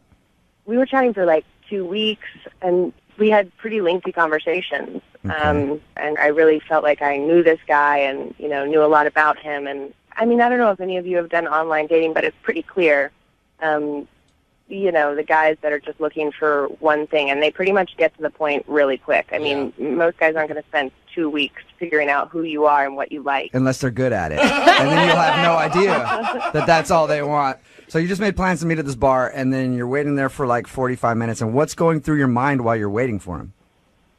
Well, a lot of things. I know that he lives like 25 minutes away, so that was one of the things I thought, well, you know, maybe he's stuck in traffic. So I gave it a little while. Because if he lived right down the street and he was 45 minutes late, you'd be like, all right, he's definitely standing me up. So you thought maybe it was a traffic issue? Yeah, so I texted him initially and just was like, you know, is everything okay? And I didn't hear anything back. And so then I thought, well, maybe he's in an accident or something. And that's the kind of the point where you like start to not necessarily hope that he's in an accident, but like maybe not like a bad accident where he's injured, but you know, I hope maybe he got like a little bit of an accident so that he's not standing me up. Right. So your email did say though that you feel like it might be your fault that he stood you up, and why is that? You never really actually explained it. Yeah. So I told it's like a tiny, tiny white lie on the dating profile. Okay, what was your white lie? I'm 32, and I said that I was 25. That's a big difference there. You lied about your age. 7 years, that is a big age difference, Amy. I mean, you know how it is. Guys want younger women, and at the time it seemed like the right thing to do. And did you ever come clean about this? No, I have not come clean. So that's my thought, is that maybe he Googled me. Or, you know, Facebooked me, or... So what, I mean, you've been online dating a lot, you said. What do you do when guys show up, they think you're 25 and you're actually 32? How do you break that to them? I mean, I don't think that I look that much different than I did. You know, I mean, I was using a picture from a few years ago, but I really don't think that I look that different. Amy, you were catfishing him. Here's the deal, is once you hit the 30 mark, you get less messages from people.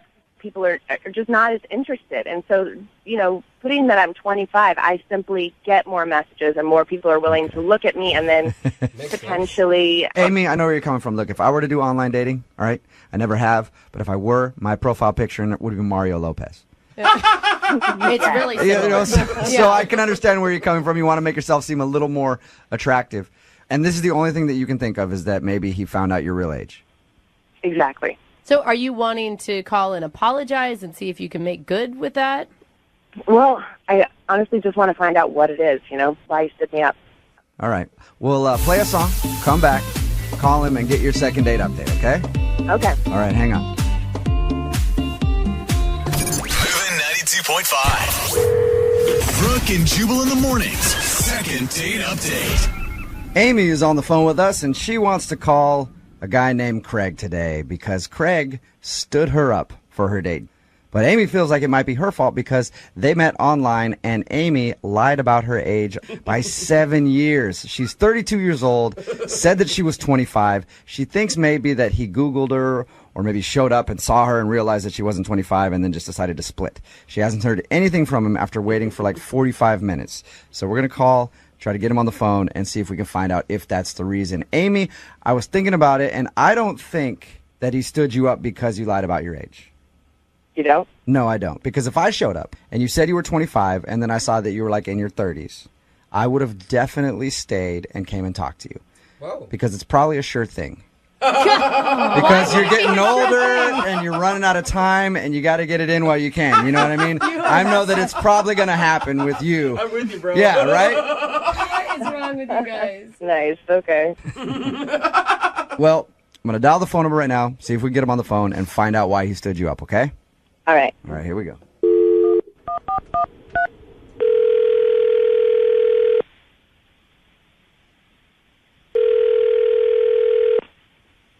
Hello? Hi, can I speak to Craig, please? This is Craig. Hey, Craig, how are you? This is Jubal from Brooke and Jubal in the Morning. Who? Sorry? Jubal from Brooke and Jubal in the Morning, the radio show. Hi. Hi, how are you? Fine.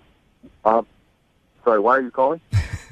I'm calling because you recently sort of went out on a date with a listener of ours, and they wanted us to get a hold of you.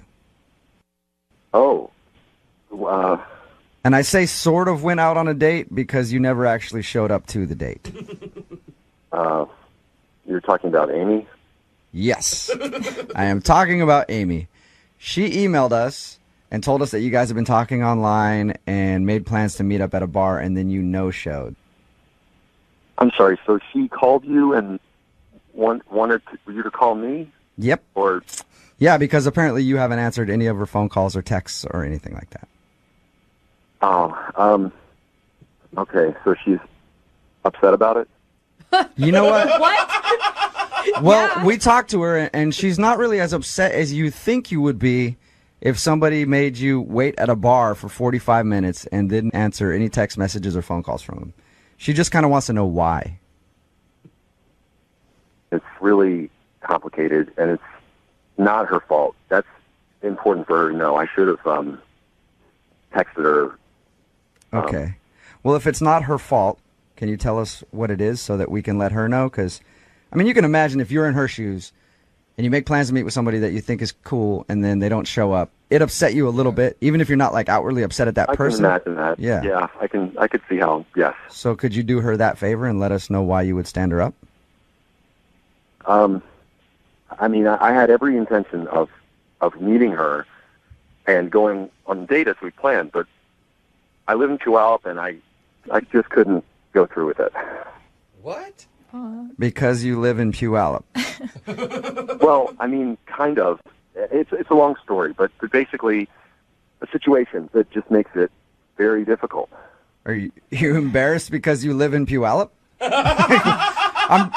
I'm more confused. You say you have a situation. I'd like to find out what that means, but I'm confused why you just mentioned the cities.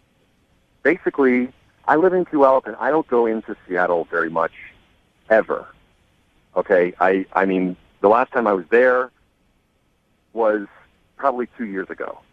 What? You know, and it's not that far away by distance, but for me, going into the city tends to stress me out, and the closer I got to Seattle, you know, kind of my fears were building and kind of started to overwhelm me. Wow. Is it the traffic?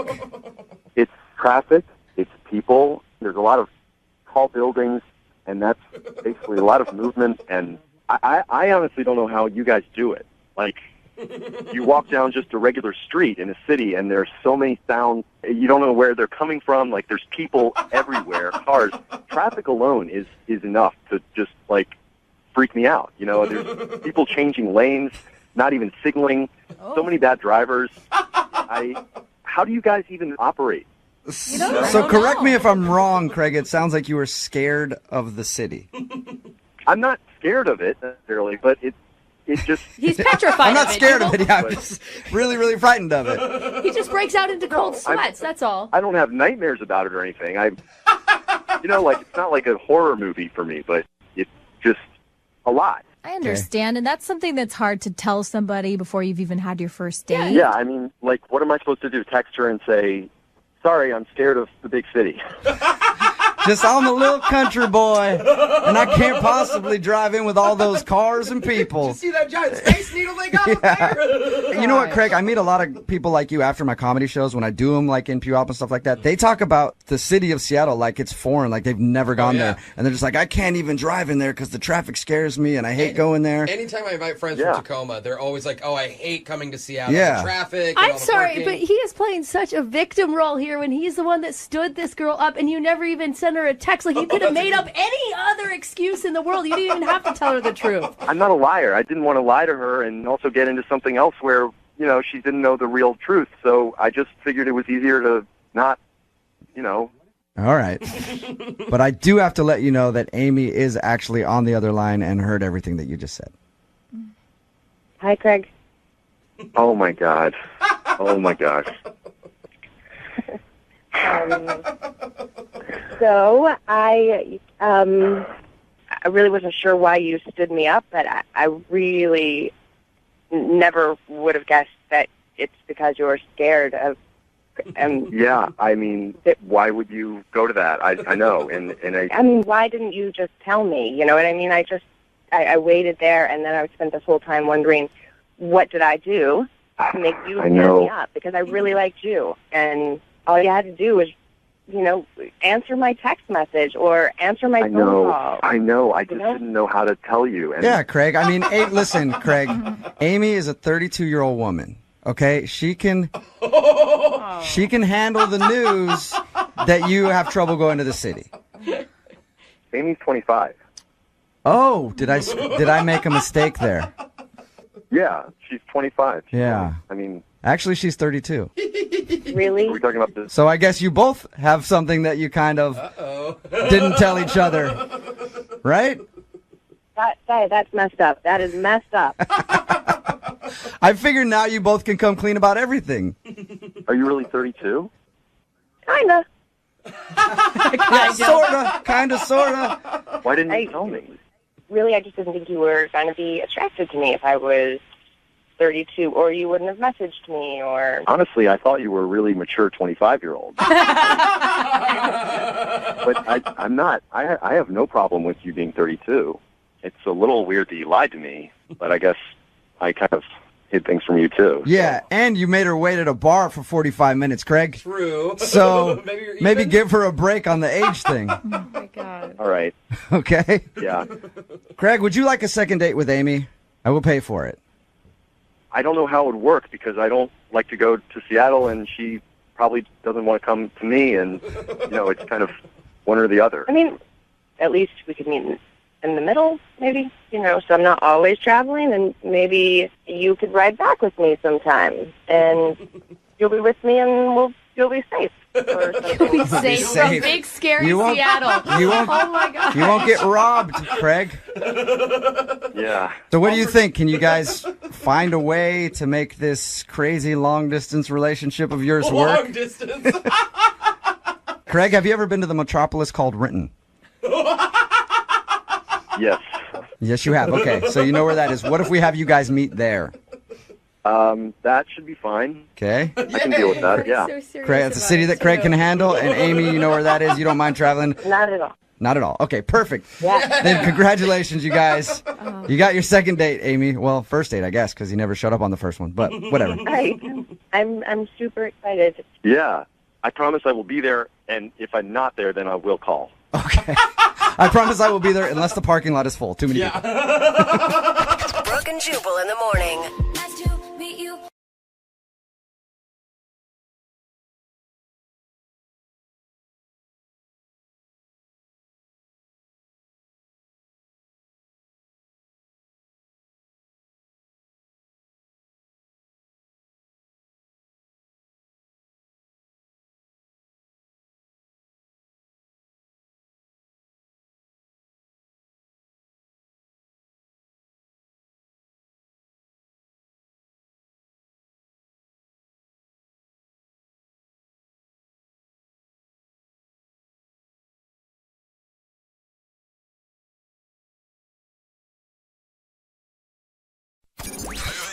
92.5. Brooke and Jubal's second date update.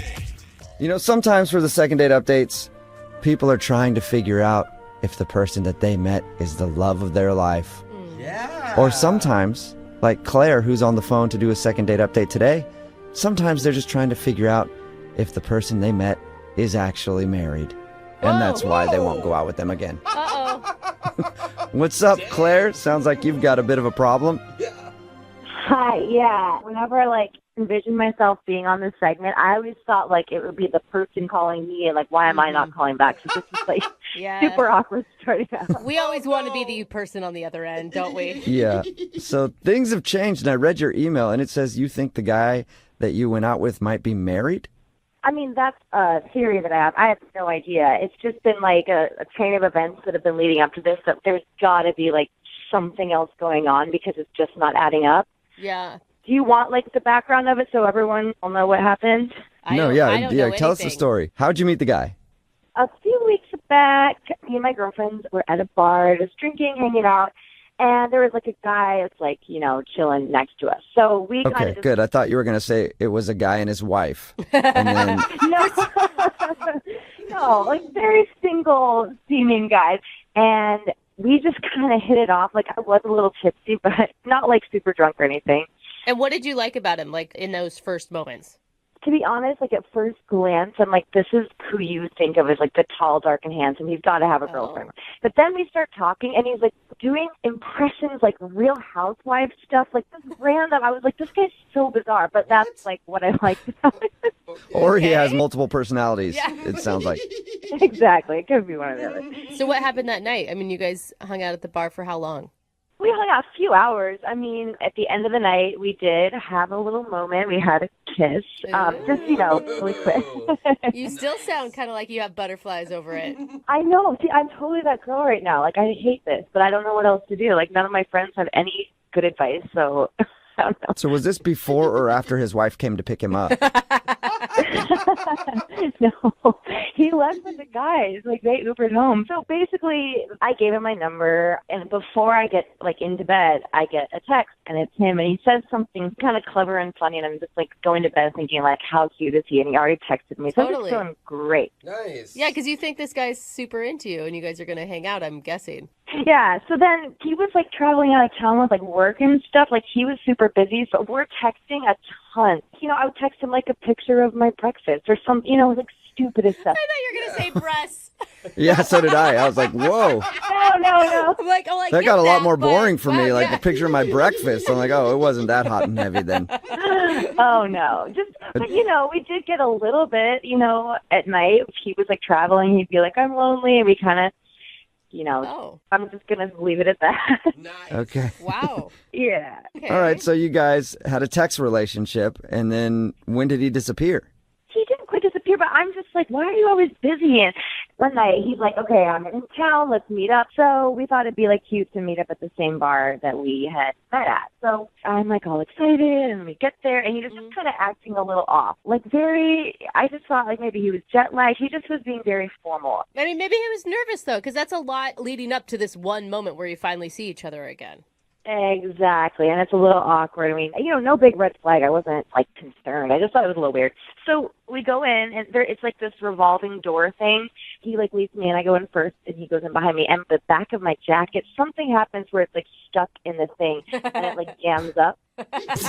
So you got your clothes stuck in the revolving door. Yeah. So it's just super awkward, and I'm kind of laughing it off. But we have to have the people from the restaurant come out, and they did something where they had to help it because he was kind of caught in there too. How long were you guys trapped inside the revolving door? In my head, it was an hour, but it was really only 5 or 6 minutes. It wasn't that long. Okay. Long enough to be an awkward start to your first date. Or great, because they say when your life flashes before your eyes, it really brings people together. Well, I hope, but that's not really what happened. So basically, we get all unstuck, and I'm just okay, we just gonna have a drink and get this back on track. I'm I'm done with my glass of wine. I'm gonna, get ready to order one more. And before I can even say another round, he's check please. He kind of interjects. It was weird. So you guys had a 20-minute date, basically. 25 if you're counting the door debacle. Yeah. I think we should count that in just to make it a little longer. So I asked him, and I was like, hey, is everything okay? And he's just like, nothing's wrong. He's just like, I'm exhausted. Like, work is actually, like, really insane. We go our separate ways. And, yeah, like, it was just not, like, the date that I had, like, built up in my head. So how many times have you guys talked since then? Since then, it's been, like, 8 or 9 days. And he has been, like, so busy. And in that time, like, I have not heard back. That totally sucks, because I bet you were, like, on board. Like, finally I met a guy that I'm super interested in. And yes, and it's like they either have the looks or the personality. I'm like, this is, full package, and I can totally, we're on the same level of, like, it just felt so easy, and then it felt so forced. And I'm like, there's something I'm not seeing, or I'm missing, or I don't know. Yeah. Like, is he married? Does he have a girlfriend? Like, he's just, like, two different people from the first time I met him, and I'm just, like, turning into, like, that girl that is, like, obsessing. Okay, well, we'll play a song, come back, and then call him and get your second date update and hopefully get an answer, okay? All right, thank you, guys. You're welcome, hang on. 92.5. Brooke and Jubal's second date update. You know what they say, when one door closes, another one opens in its place. Oh, that's motivational. Yeah. Unless, of course, it's a revolving door and you get stuck in it, because that means you won't get a call back for a date. And that's what happened to Claire, who's on the phone today to do a second date update. Oh, no. She wants to call a dude named Jordan. They met at a bar and then texted for a while back and forth. He was on the road, busy with work, I guess, and then he finally got back to town and they arranged to go on a date.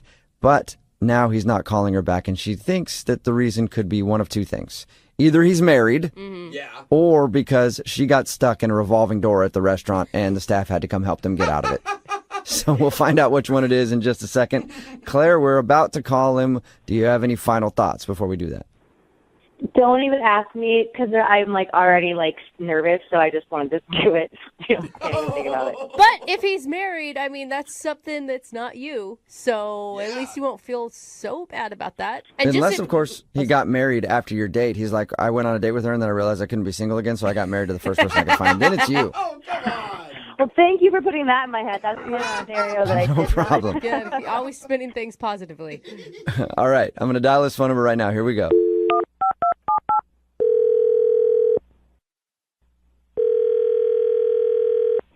Hello? Hi, can I speak to Jordan, please? Yeah, this is Jordan. Hey, Jordan, how are you? This is Jubal from Brooke and Jubal in the Morning. Sorry, I'm not familiar with what company is Brooke and Jubal. Yeah, Brooke and Jubal in the Morning. It's a radio show, actually. Why would a radio show be calling me? I'm confused. Well, because we actually got an email about you from one of our listeners. I don't think I really know any of your listeners. I don't even know who you are. Well, that's a very good point. Yeah, it is a great point, but you do actually know one of our listeners, and you went on a date with her, actually. Really? Her name is Claire. I wanted a date with Claire. Yeah. Well, Claire told us a little bit about how you guys met and how you texted back and forth for a while, and then you finally met up. And then you kind of cut the date short and haven't texted her ever since. So this is a segment I'm going to talk about kind of what happens? We'd like you to. Yeah. Claire would also like you to. And people do this? Like they talk about the date, what went wrong to you? Yeah, sometimes. Yeah. Not all the time, I guess, but Claire really liked you a lot, so she's wondering too. She's like totally clueless. And it sounds like your date was pretty lame. I mean, it wasn't even the date. There's so much more to it, guys. I don't even know where to start, really. Can you tell us anything? I mean, I can say that, like, it was my fault. Like, she shouldn't feel bad about anything, because it's 100% on me. Oh, what? You're married just like she thought, aren't you? She thought I was married? What? Yeah. Yeah, why She says that's the only thing she could think of, because you guys texted back and forth a lot. You said you were constantly busy, and then you met up with her real quick, and the only thing she can think is that you have some sort of secret going on, like girlfriend or a wife or something that she doesn't know about. She thinks I'm that horrible of a person? Well, it's an option. Yeah, who knows? Yeah. She doesn't know how horrible you are. She just wants to find out how horrible you are. I'm not horrible. I just feel bad, guys. Like, I feel really bad about this. So you did do something bad?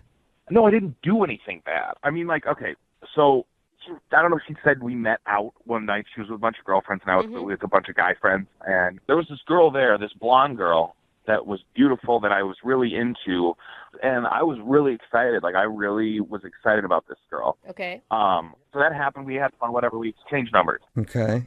And so when the date happened, I was super nervous. I was like, I'm going out with that girl finally.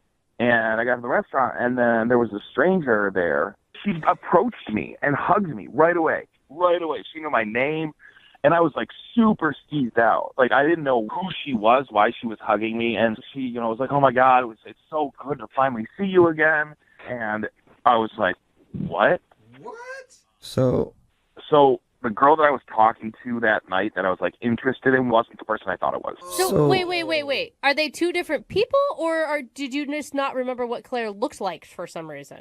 So Claire, in my head, was that blonde girl that I talked about. It wasn't Claire, the girl that I met at the restaurant. For lack of better words, like, the person I've been texting wasn't the person I thought it was. Okay. So you thought Claire was this other girl until you showed up to meet her for your date? Yes. But wait, you kissed Claire the night that you met her. To be honest, I don't remember that. But, you know, I mean, we were... Okay, so you were obviously pretty drunk when you met Claire. I didn't meet Claire, though. I mean, I guess I did meet Claire, but I didn't... You made out with Claire. Yeah, oh my God. I mean, I guess I did kiss someone. I kind of remember, but in my head, it was that blonde girl that I talked about. It wasn't Claire, the girl that I met at the restaurant. It was not even close to her. I mean, it wasn't her. You mixed them Oh up. my God. All right. Okay, I understand that there's could be some shock in expecting one person and getting a different person, but you guys still had like a 2-week conversation where you really connected with Claire. I mean, I don't know, though. It was like, I thought it was this other girl. I mean, this other girl was beautiful, this blonde girl. Yeah, I mean, I'm not saying that Claire's not beautiful. She is. It's just like, I was like, I got catfished or something. Like, in my head, it was this one girl. And then when I meet Claire, it was like, I couldn't even get past the fact that it wasn't this blonde girl, it's just a mess, guys. You basically catfished yourself. Yes. Yeah, I absolutely did. And I've been that side, but I'm not a mean-spirited guy. Like, you guys got to get this. Like, I feel horrible about that. Jordan, I hate to add another surprise to the whole thing, but Claire, the girl that you met, is actually on the phone listening and wants to talk to you. Oh, come on. Jordan, stop. Like, this is so hard for me to stay quiet. Like, what are you doing? Okay, Jordan, please. Just tell him the truth, because, like, I know you're joking, you know you're joking, and this is, like, embarrassing to me if you're, like, doing this. Just, please. This is the absolute truth. Why do you think it was so awkward? Like, why do you think I left after one drink? Because you weren't who I thought you were. Oh. It's my fault. I'm not making... They're taking this seriously. They're taking you seriously right now. You're wasting people's time. I think he's serious, though. Yeah, he sounds serious to me, Claire. I'm so sorry, Claire, but I thought you were your friend, the blonde girl. No, Rachel, you did barely talk to her. Stop. I talked to her a lot. I don't remember talking to you that much. I mean, I don't know what... It's awkward. I know this is horrible, but I don't remember talking to you that much. I remember talking. This is not real. This is not real. No, this is fake. Are you kidding me? Are you being serious? No, Tell me right now. Like, be serious. I am being serious. I'm absolutely being serious. Do you swear? Like, we were all drinking. Of course I swear. I'm not lying. I'm not making up some excuse. Oh, I like, the blonde girl. Like, I thought you were the blonde girl. No, I sent you pictures. Wouldn't you have just said, like, oh, I'm the wrong person? Like, you should have said something then. Like, hello. Because that's the thing. You didn't send pictures of your face. Why did you never send me a picture of your face? Now it's her fault. Yeah.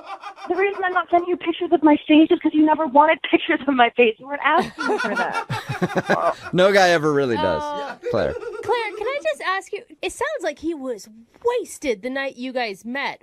Did you not realize he was that drunk?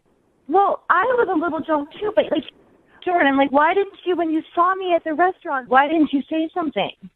Because I felt horrible. Yeah. Because it was my fault. I screwed up. I dropped the ball. I thought you were somebody else. I mean, I just feel like this can't... So, like, you, this whole time, you're thinking that I'm my friend Rachel this entire time. Is Rachel the blonde girl? Yeah. Yeah. Yeah. I would love if you could connect me with Rachel, because I thought that's who you were the entire time. Dude, do not right now. That is... She's not even fun. She's not even fun. She's not even fun. Well, that leads me to this question. Jordan, would you like to go out on a second date with Claire? We will pay for it. I really feel like you should. Like, now that the shock is worn off, maybe you can just look at her as Claire and it could actually work out. And all those text conversations, like that was like me and that was you. So clearly, like, we were laughing and we were joking when you know, it didn't matter what I looked like. Yeah, I mean, I guess we could do a second date. I mean, I think I owe it to you, and I think we owe it to ourselves to actually sit down and have, a meal together and see if there's anything there. Wow. Well, I don't want you to do it out of, like, charity. Like, do you want to go out with me? Like, No, I'm not doing it out of charity, but I feel bad, so yeah, sure. Oh, wow. Yeah, I mean, like, that would be great. Yeah. Okay. So congratulations, Claire. You got your second date. Yeah. Obviously not the way that I saw it, but that's good. Claire, I'm sorry that whole thing, it went down like that. No, I think it's a good ending overall, so I'm okay with it. Cool. You know what? I usually don't suggest where people go on their second date, but I think you guys should go out on another group thing. Like maybe Claire, bring your friend Rachel, even. Oh my God. Sweet, I can bring some friends, yeah. Yeah, don't ever hang out with Rachel. Brooke and Jubal in the morning. Text in at 78592 says that was the most romantic second date update I've ever heard. Really? Is it No, the only one? I think they're being sarcastic. Okay. If you missed today's second date update, Claire wanted to call Jordan. They actually met out at a bar, and they'd been texting for a while, but then when they went out on their actual date, he was very short, ended things very quickly, and then wasn't talking to her. We got him on the phone and found out why. The reason was he was super hammered when they met, and he got her number thinking it was her friend's number, so when they were texting back and forth and everything, he thought he was talking to her friend, and then he showed up for the date and didn't recognize Claire, and basically he catfished himself. Yeah. I mean, I could see where it'd be a little shocking when you're expecting a hot blonde and Claire shows up. Not that Claire's not attractive, okay? Not to take that away. It's just, when you're expecting to get sushi and you get a bowl of pasta. Not that the pasta's not good. The pasta's good. It's just not what you thought. Yeah, you just didn't have your mouth ready for the pasta, that's all. So he didn't have his mouth ready for Claire. Okay. And he was... Oh, not really, but... That got weird. He was kind of upset by that. He did say she was cool and everything. He liked hanging out with her, but he was expecting the friend, so it was shocking. But they did agree to go out again on another date, but more like a pity date, honestly. No, I think it's going to work out. They connected without the physical stuff there, which is it's important. But the way that he said yes to the date was like, yeah, I mean, I guess I owe it to you since I did kind of make you show up to that date thinking it was someone else, and then I kind of blew you off, so I guess we could go out again. So yeah, you're right. Romance at its finest in today's second date update. Tearing up over here. Remember, if you want a second date update, all you have to do is email the show, and we will call the person that didn't call you back. It is Friday, so Young Jeffrey's Song of the Week is coming up at 8:10.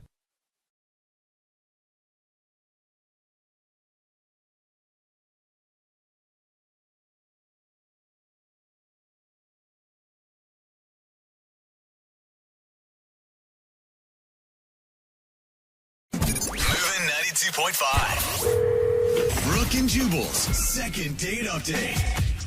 Playing an instrument can be incredibly sexy. Like accordion, not necessarily going to get a lot of girls. The oboe doesn't exactly scream sensuality, does it? The kazoo could be a very sexy instrument, maybe. No, never. Lydia, any of those? I mean, the kazoo kind of brings up kids' birthday parties, so I don't really want to think about that being sexy. Brock is on the phone with us right now. Brock is studying to play guitar. Oh, women love guitar, dude. Anytime there's a guy at a party who busts out a guitar, I hate that guy. Moths to a flame. Oh, some people aren't bitter in the room or anything. I hate the guitar guy.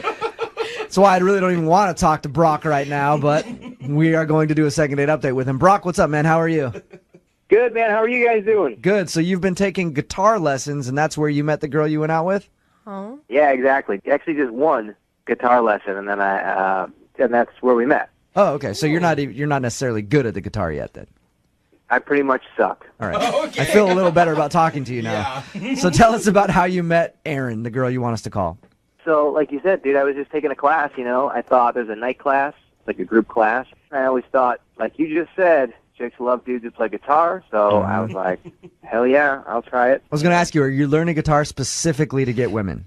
No, I mean, but that's a nice fringe benefit. It's a bonus. Sounds like it's about 50-50 right now. So did you just see Erin at class and then ask her out right there?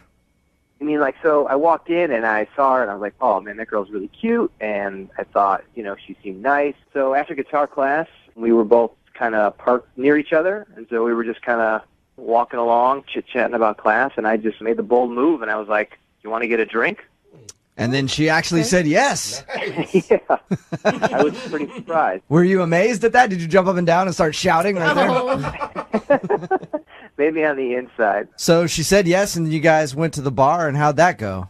Had a few drinks and had some fun. And I was like, why don't we grab a cup and go outside with our guitars and put it down on the street corner and just play. And I was doing it just to be goofy and fun and have a good time. And Erin was totally down. So you guys got drunk and then got out your guitars and tried to panhandle, basically. With your That's one, okay, yeah.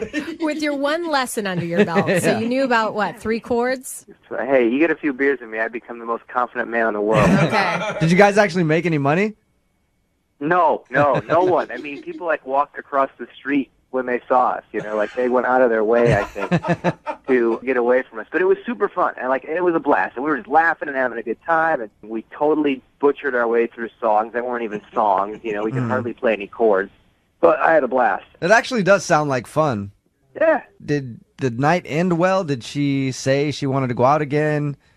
I mean, yeah, the night just kind of afterwards, after we were done, we were kind of saying goodbye, and I gave her, a little peck on the lips, and that felt cool, and Nice. I had her number, so I texted her, and nothing, no response, no anything, and I was kind of surprised, but then I thought, well, I'll just see her at class, hell, maybe I took the number down wrong or something ridiculous, but then when I showed up at class the next week, she wasn't there.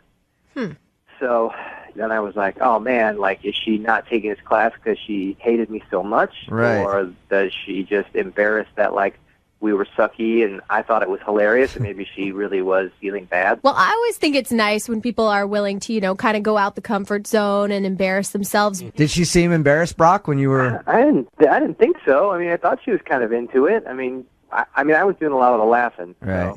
From everything you're telling us, it sounds like a good date. Yeah. You aren't leaving out any details because this happens quite a bit. No, man. I don't think I'm not telling you anything. I've been thinking about it, and I can't think of anything that seemed off or weird or I don't know. All right. Well, we're going to play a song, come back, call her, and get your second date update, okay? Thanks, dude. 92.5. Brooke and Jubal in the mornings. Second date update. I think the only appropriate way to start the second half of today's second date update is with a little guitar music. Feels romantic in here. A little bit of strings. There it is. Oh. Because that's where Brock met the girl that he wants us to call today, Erin. He met her at guitar class. They went out after, had a few drinks, and then stood on the corner trying to impress people with their guitar playing skills and singing and trying to make money. They didn't make a dime since neither of them play guitar very well, but... Yeah. Just a heads up, this is not actual audio from their date. Definitely not. Brock says they had a good time. Erin's not calling him back for some reason. Brock, are you about ready to give her a call? Yeah, I'm ready, man. I will say this, Brock. No matter what happens when we call Erin right now, keep taking those guitar lessons. Because you'll be able to get girls no matter what, as long as you can play the guitar. You're already giving him a backup plan? Yeah. Jeez. Thanks, Jubal. You're welcome. All right, I'm going to call her right now. Here we go.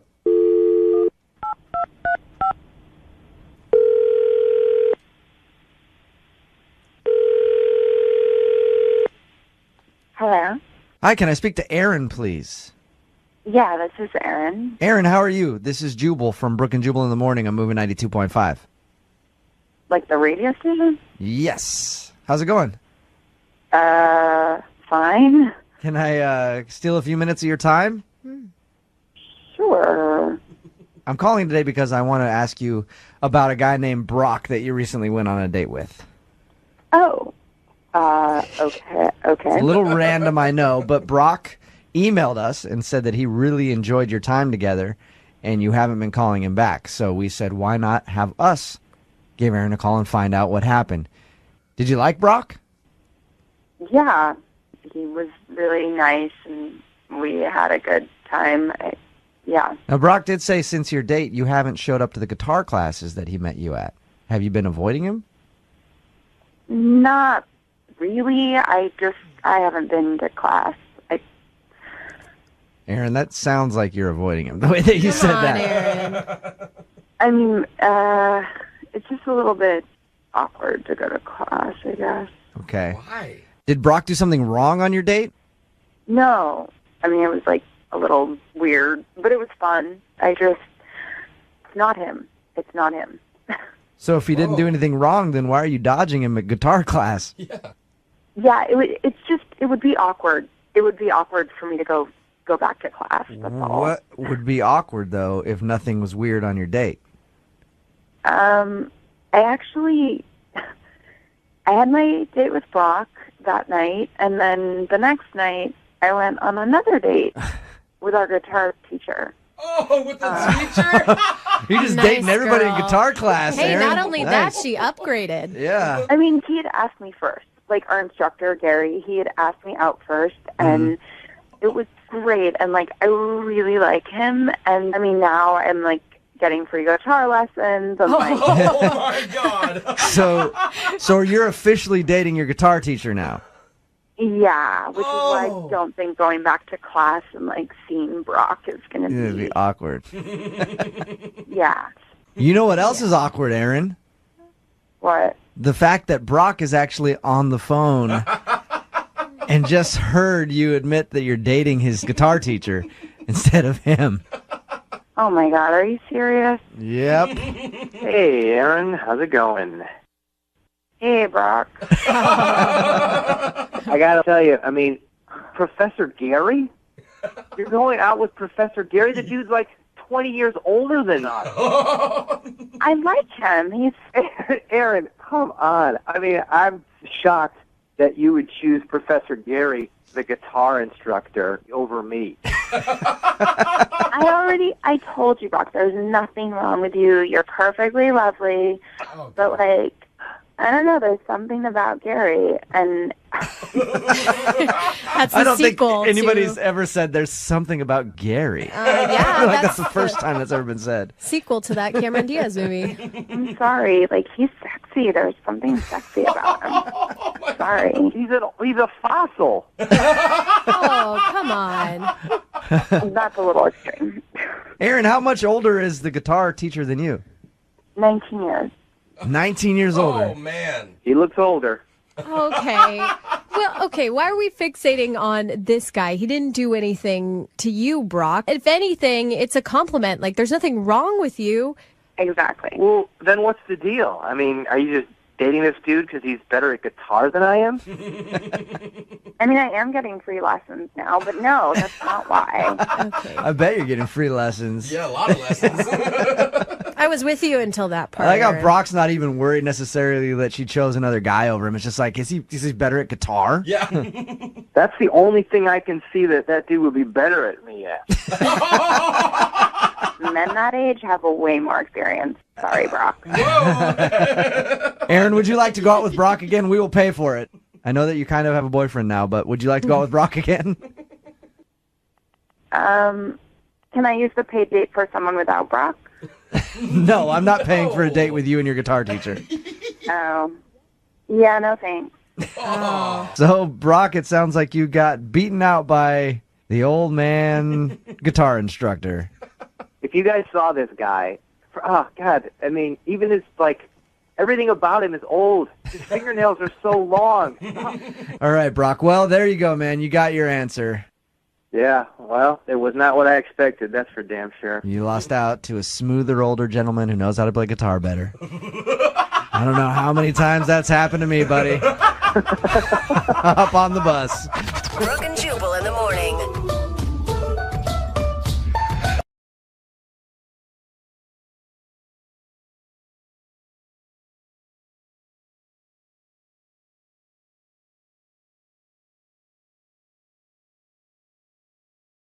Are you single and feeling out of the loop? Put away that mouse and get out of the house. Join In the Loop, Seattle's brand new activities club just for singles. Go to intheloopsingles.com today. Moving 92.5. Brooke and Jubal's second date update. Not a lot of people know this about me, but if I go out on a date with somebody and it's a good date, I will wait an hour or so after, and then I will call them to thank them for the date and I had a good time and everything else. Hold on, you'll actually call? I actually call the number. You don't Yeah. text? No, I call to say thank you. I didn't even know you knew how to my do that. Standard thing. Well, I don't really talk to them. I just call and then I block the number, and when they answer, I just go.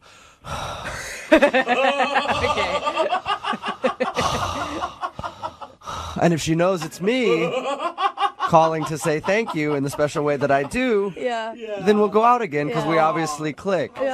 If she doesn't know it's me, no big deal. I'm sure I'll see her again at some point. So, so weird. Not worried about it. But Bruce, who is on the phone today and wants to do a second date update, is very confused why his date's not calling him back, because apparently after they went out, he called her to say thank you. They had a good conversation, and now she's not calling him back at all. I'm curious, Bruce, do you do the call the same way I do? Please say no. No, man. Try it next time. Women love heavy breathing into the phone. Yeah, I'll definitely be sure to try that. Okay, cool. First of all, tell us a little bit about how you met the girl that you want to call today. Well, her name's Madison. We met online. You know, I've done it a few times. Have you guys tampered with the online dating? Craigslist, yeah. Craigslist. That's not online dating, Jubal.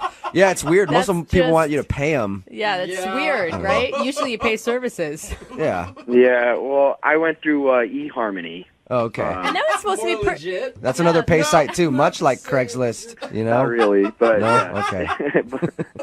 But yeah, anyway, eHarmony, that's where most people look that I've researched on, I guess, to look for a more serious kind of relationships. Oh, so you're looking for a serious thing? Yeah. Okay. Kind of done with the whole bachelor lifestyle, I guess. And is that something that you say right off the gate, like, I'm looking for something serious? I tend to wait till I actually meet the person, you know, and we kind of fill each other out, you know, kind of where we stand with that. But I do tend to look for girls who fit that profile. And did you think that Madison fit that profile? I did. You know, I mean, I met a few girls online before. You know, they didn't really work out. You know, some people are just in it for the reasons I'm not into, which, you know, Just cheap sex and fun, you know? Sounds terrible. Yeah. So what was it about Madison that made her stand out? She has a really, really fun personality. Even before meeting her, she just you can kind of see it from a distance. And then as she gets up closer, she's just beautiful. Were you following her around before you met her? Because that's what it sounds like. No, like her profile pictures, again, it was, you know, I mean, Well, just the way you said from a distance, I pictured you, like, looking through a window with binoculars, and you're like, and then once I brushed her arm when I walked past her in the coffee shop, then I noticed that she did have a fun personality. No, I mean, how it was, you know, everyone pretty much looks good in their profile picture. Okay, that's what you meant. All right. So, yeah, then we met up at a bar. She was just beautiful. She didn't cake on makeup. You know how some girls, especially on first dates, I swear, like to go overboard, you know, and you're not sure which is their face or, you know, or how deep it goes. How deep does that makeup? I usually just reach across the table and try to scratch it off at that point just to see. Do you feel like you guys really clicked together? Absolutely. Yeah. Conversation was easy the entire time. And we both joked about the whole online thing, you know, and how it's just kind of a crapshoot. How did everything end with you guys? The date lasted a few hours. When it was time to go, you know, I just kind of asked her if I could call her to hang out again, you know, or go out. And she gave me a really big smile and said, absolutely. Wow. So based on that, I decided to take it upon myself to lean in, and I kind of just gave her a little kiss. Nothing too aggressive. Not too aggressive. Grab the back of her head. Get over here. Yeah. No, it seemed like it was right. You know, it's kind of that lull silence, I guess, you know, after a little bit of laughter, I guess. So it just, again, it seemed like almost like a movie. She sounds like quite the catch. Yeah. I mean, she was. All the way home, I just couldn't stop thinking about the date. I kept replaying everything in my head. And so, you know, as I pulled in my garage, I thought to call her, and I just thanked her again for the date and how amazing it was, and that I'd really like to go out again, and if she would like to as well. She reciprocated that and was really excited that I called, and we set plans for the next Friday. So that conversation went cool, but yet she's not getting back to you for a second date. Yeah, man, that's why I'm so confused. You know, ever since we made that plan, I really haven't heard anything. Do you think that she's getting like hit up left and right and maybe found a better option online? That's kind of what I'm afraid of. But to really just not text or anything and just to drop with the night we did have, you know, at least some closure would be nice. Yeah, and especially if you guys already made plans, so you didn't set your Friday night aside and then she just doesn't get back to you. Exactly. Huh. Interesting. All right, well, we'll play a song, come back, call her, and get your second date update, all right? Right on. Thanks, guys. All right, man, hang on. Moving 92.5. Brooke and Jubal in the mornings. Second date update. If you're just tuning in for the second date update, Bruce is on the phone with us. He's currently experiencing one of the most frustrating things in dating. He went out with a girl, they had a great date, seemed to click on every level. Even after the date, they made plans to go out on another date, like scheduled plans, and then she just stopped talking to him. And she wasn't a total dog face, which is nice too. She was attractive, so Bruce is trying to figure out why she's not calling him back. All right, Bruce, we're about to give her a call and find out. You ready? Yeah, I am. What's the best case scenario for you in this? That she was really busy or she lost her phone. Okay. I'm praying she lost her phone. Yeah. And she couldn't hop on the internet to contact you via Facebook or eHarmony where you guys met. There's she dropped off the grid for a little while. Maybe she's homeless and we find that out. Thank and there was God. no way to get a hold of you. That's the only thing that I can think could be good in this scenario. All right. All right. Prepare for the worst, I think is what they're saying. Here we go, man. I'm going to dial the phone number right now. Okay. All right, here we go.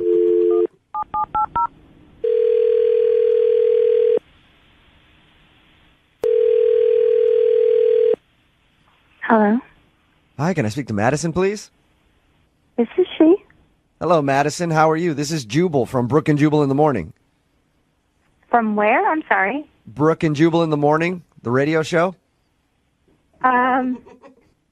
You're looking for Madison? Yes, I am. I'm calling you today because we recently got an email about you. Okay. It was from somebody that you went out on a date with. His name is Bruce. Okay. And Bruce told us a little bit about your date, and he's very curious why you just kind of stopped talking to him. So he asked us to see if we could get you on the phone and find out why. Okay. It's kind of awkward. It's kind of awkward. Understandable. Yeah, this is a very awkward thing, but Bruce really wants to know if he did something wrong on your date. He had nothing but nice things to say about you. But he also said that you made plans with him to go out, like the next Friday after you guys had your date, and then you just bailed. I mean, that just kind of happened. I do apologize, and I feel bad. Hey, Madison, have you ever had somebody do that to you where you're really kind of into them and you want to go out with them again, they just stop talking to you? Yes, It's pretty frustrating, right? it is. It is. I do understand. It is very frustrating. So then, and I do apologize. okay, well, don't you think it'd be cool to, like, let Bruce know why you blew him off? I guess I can explain to you. I just would feel like I would hurt his feelings. Okay. So I don't want him to know. Well, you but, can tell us, and then we'll figure out a way to tell him where it doesn't hurt his Yeah, kind of relay the message gently. Okay. Okay, so we had a good time. He was very nice, and when the date finished, he called me back, and he just, said thank you, and that was actually really nice. I really appreciated that. So we talked on his way home, and then he got home and proceeded to get off the phone. Mm-hmm. And I don't know if, obviously, I highly doubt he knows he did this, and I am in the wrong for this a little bit too, but he didn't hang up. Uh-huh. And So you stayed on. Anytime anybody does that to me, by the way, I stay on the phone the whole time too, just to listen do? for a little bit, just to see what they're doing. You guys are such voyeurs. I want to catch somebody being like pervy or something, you know. It It wasn't pervy. I Oh, wasn't damn. being the perv. I just, I was just kind of curious, I guess. For sure. What did you hear? Well, at first, I just heard rustling, and I was like, oh, okay, he's home. And then I heard a guy's voice. And I was like, ooh, he's going to have a conversation. That's when I was like, I'm definitely listening. He said to the guy, I just went on a date. I'm going to marry that girl. Oh, that's really cute. Or really creepy. Yeah, exactly. that's It goes one of two ways. Like Brooke is practically ready to slide off her seat right now, and Jose's like, "Whoa, that's creepy." It freaked me out. I didn't know what to do. Yeah. And so that's why I've been avoiding him, because I don't think that you can tell if you're going to marry somebody after one date. Yeah. Maybe so you you just can't, feel but feel other like it people was could. you feel like it was too much. Too soon. Yeah, way too much. And granted, like I had a great time with him. It was fun. But when, like the first thing that he says when he gets home is, I'm going to marry that girl. It's like, what? But the thing is, I mean, you couldn't see his face. You don't know. I mean, Brooke's trying so hard for like the storybook love tale thing right dude, now. seriously, I think some people can tell after the first date, and I think you could have found like the coolest guy you'll ever meet. Or you could have found a stage 5 clinger.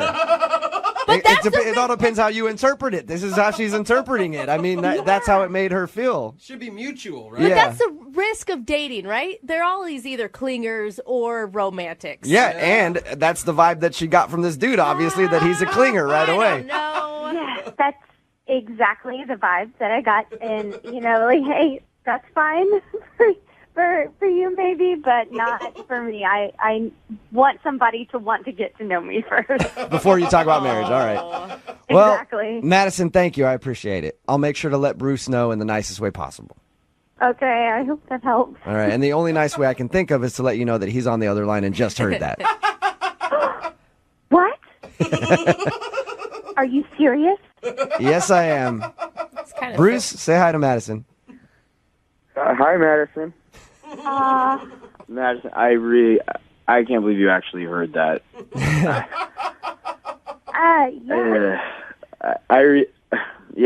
I'm at a complete loss for words. Do you remember saying that to whoever you were talking? Who were you talking to, by the way, Bruce? Yeah, I was talking to my roommate. Okay. I walked in, and my roommate, kind of was sarcastic, being like, "Yo, dude, how'd the date go?" So I thought of the first thing that was on top of my head. It's like, I think I love her, man. I want to marry her, or something like that. Crap. That's cool to say to your roommate, but you definitely don't want the person that you just went on a date with, first date, to hear that. Madison, I really wish you would have let me know that you heard that, and we could have cleared some things up, but... So, what, like, are you taking it back? do you not mean it anymore? Or what do you mean by that? So, kind of what I meant was, where I was at with my excitement was, I could definitely see, things going, forward if that's, kind of how things were with us all the time, the more and more we started being together, and, I don't know, it might turn into love. This is such an awkward thing to try to explain. Oh, Madison, I mean, can't you give this guy a chance? I mean, I know that it's a lot of pressure, but haven't you ever just felt overwhelmed and maybe you exaggerated your feelings a little? Yeah. Sure, but I don't know. It's like hearing something that you're not supposed to. It's hard to come back from that because now it's on such a ground of embarrassment. Why don't we turn it into a joke?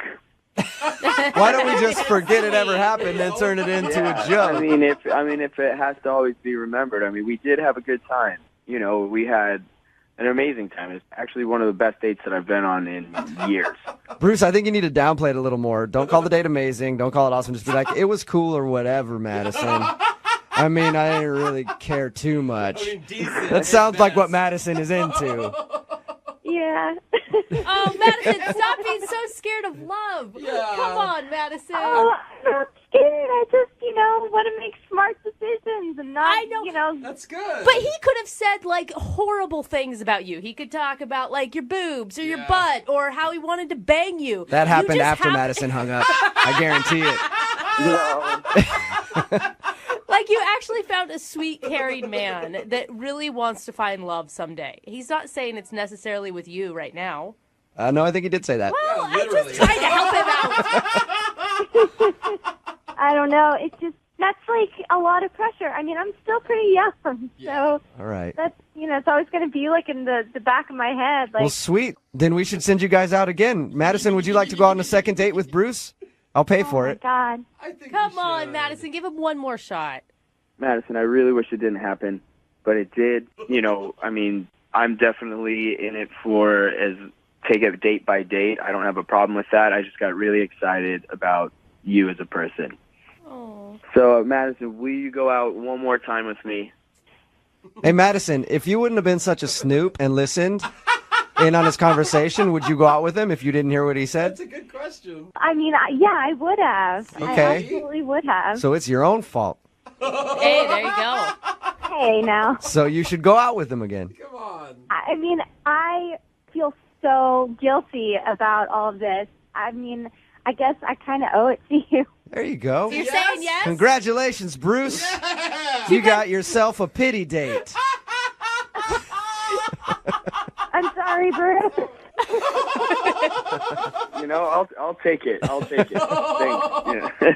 I'm excited to go out with you, Bruce. Looking forward to it. Yeah, I guess it's whatever. Yeah. See, that's how you have to play Oh, it. I see. Yeah. I mean, I might be busy that night, but we'll see. Thanks, Jubal. Brooke and Jubal in the morning.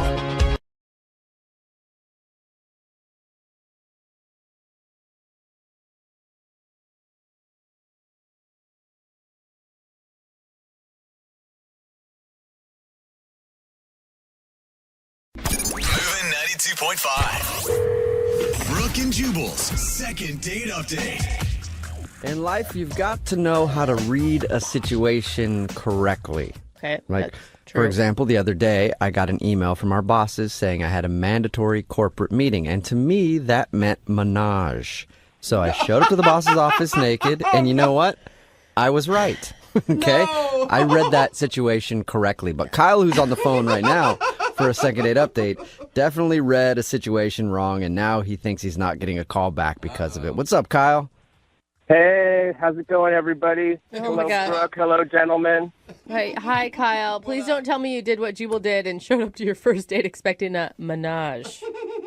I mean, you always hold out hope, but no, I came fully clothed. Okay, good. I had, the opposite experience, actually, where I got a friend of mine from high school hit me up on Facebook and wanted to meet up. She had always been sort of like a just cooler than everyone else, into very obscure music scene sort of person. Oh, yeah. Oh, so kind of a hipster. Absolutely, yeah. Okay. I always found her unapproachably cool. I was living in a small high school world, and she was living in a larger world of the arts. Okay. You're like, how can I talk to this girl? I've never even heard of the bands that she knows. Way out of my league. Yeah, she did not want to talk about, Good Charlotte. All right. And what is her name, by the way? Beth. Beth. All right. So Beth hit you up on Facebook and wanted to meet up? Yeah, she had just gotten back from a 9-year stint in Germany starting a record label, and she was relocating to America. She had to, find her footing. Okay, so she's still cooler than you, is what I'm guessing. Oh, for life, I'm sure. But how did you know that she was asking you out on a date? Because it just sounds like she wanted to catch up with an old high school friend to me. Well, this was precisely what I thought, to the extent that actually my brother, who was around, was like, hey, mind if I join you? And I said, oh, yeah, of course, because he knew Beth in high school also. He was just a year younger than me. And so I thought we'd just have a fun time, catching up, saying what we've been up to. Okay, so I'm guessing you showed up and she thought it was a date? Yes.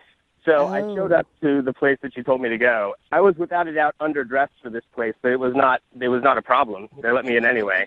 And she wasn't there yet, so we just grabbed a beer. But when she came in, she was decked out. And I, in that moment, felt that I had misread a potential date situation. Okay. And I needed to bail this brother out of it.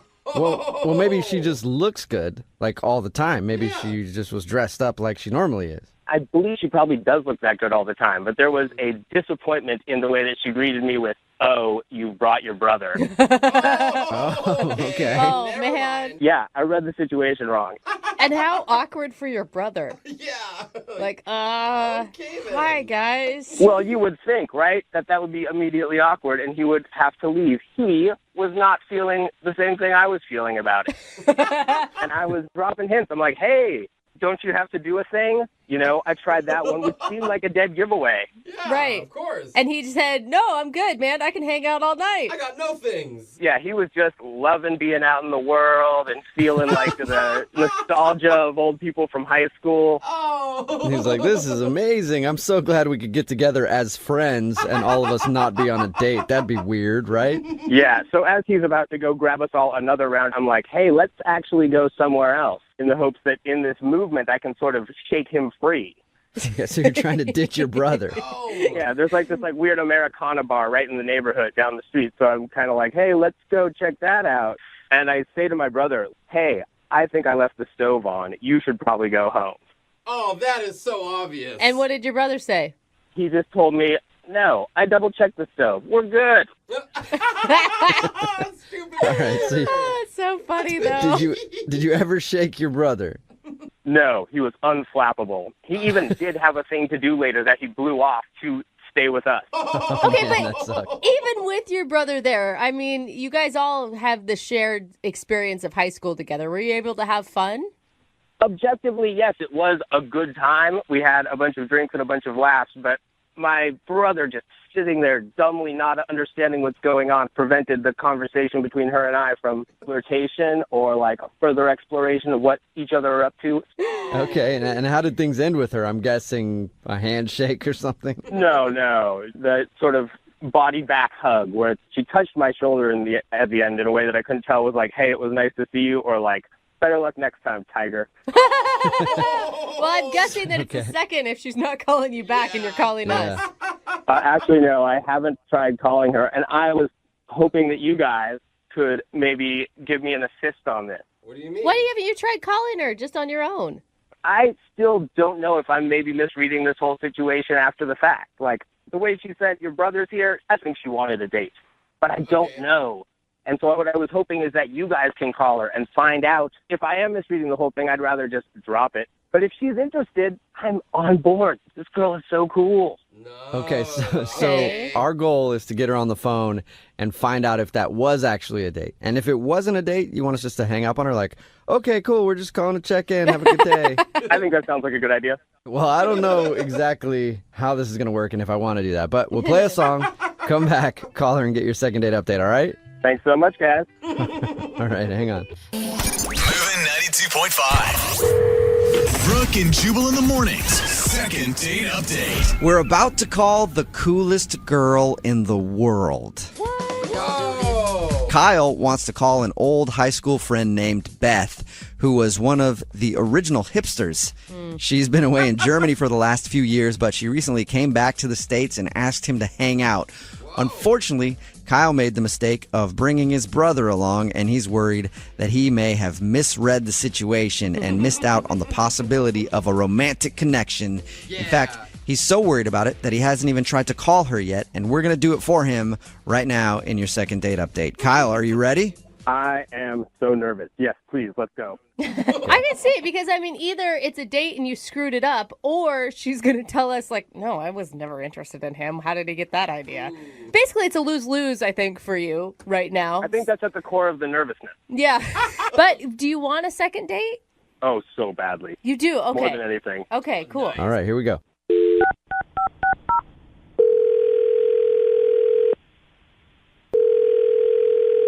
Hello, Hi, can I speak to Beth, please? this is Beth.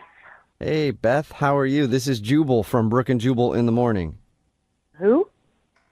Jubal from Brooke and Jubal in the morning. It's a radio show. I'm sorry, I haven't been in the country in a long time, so I haven't listened to the radio. Yeah, that's cool. You're probably more of a podcast person anyway, right? Yeah, I enjoy podcasts. Did I win something? Do you need something from me? You didn't win anything, but yes, I do need something from you. You know a guy named Kyle, right? I I know a lot of Kyles. Okay, well, a guy named Kyle that you recently reconnected with, you went to high school with him? Yeah. Okay. Why are you, what? Why are you calling me? Okay, so Kyle listens to our show, and we do a segment on our show called the Second Date Update. That's where if you go out on a date with somebody and then they end up blowing you off after, you email us to see if we can get them on the phone and find out what went wrong. Kyle emailed us. He told you we went on a date? Well, he said he didn't think it was a date until you showed up, and then he was like, oh, wow, we're actually on a date. But unfortunately, his brother was there. Yeah, that is what happened. Wait, so you did think it was a date? Well, I'd like to call it more of a get-together. No, that's too, like, what was your intention in seeing him? I don't really know if I want to tell you guys what my intention was to see him. Oh, come on. That's fair. You have to. I have to? No, you don't. Well, you don't have to. We would appreciate it. Kyle would appreciate it. He's the one that asked us to call you. He hasn't tried to reach out to me at all. He hasn't reached out to you because he's embarrassed. He thinks that you wanted to meet up with him for a date, and he got it wrong. And so he asked us to see if it was a date. Well, okay, but he could just ask me that. This feels a little high school, doesn't it? What do you think? Dude, but you're the cool girl. The way he describes it is like you're the cool girl, and he doesn't ever feel like he's ever been cool enough to hang out with you. Well, that's dumb. I mean, I'm a nice person. I don't... No, he didn't say you weren't nice. Yeah. He just said that you're really cool. Well, that's very nice of him to say, but I mean, like, he should just tell me, if he wants to go on a date with me, he should just tell me he wants to go on a date. That's true. Was he on a date with you? That's the first thing we need to know. I thought he was cute in high school, and I was disappointed that his brother was there. You were disappointed. Oh, you were. I was excited to, get connected and hang out again, and And Okay. what else is there to tell? I don't know what else you guys need to know. Well, what was it I mean, like? I guess the question is, can he score another date with you?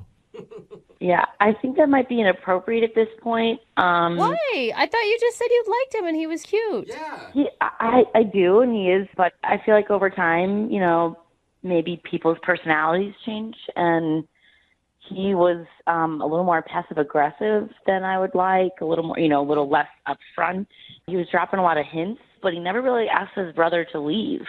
Why is that inappropriate, though? Well, his brother kind of asked me out. What? Whoa. Wait, like on a date? Yeah, like on a date. He said the word date. Wow.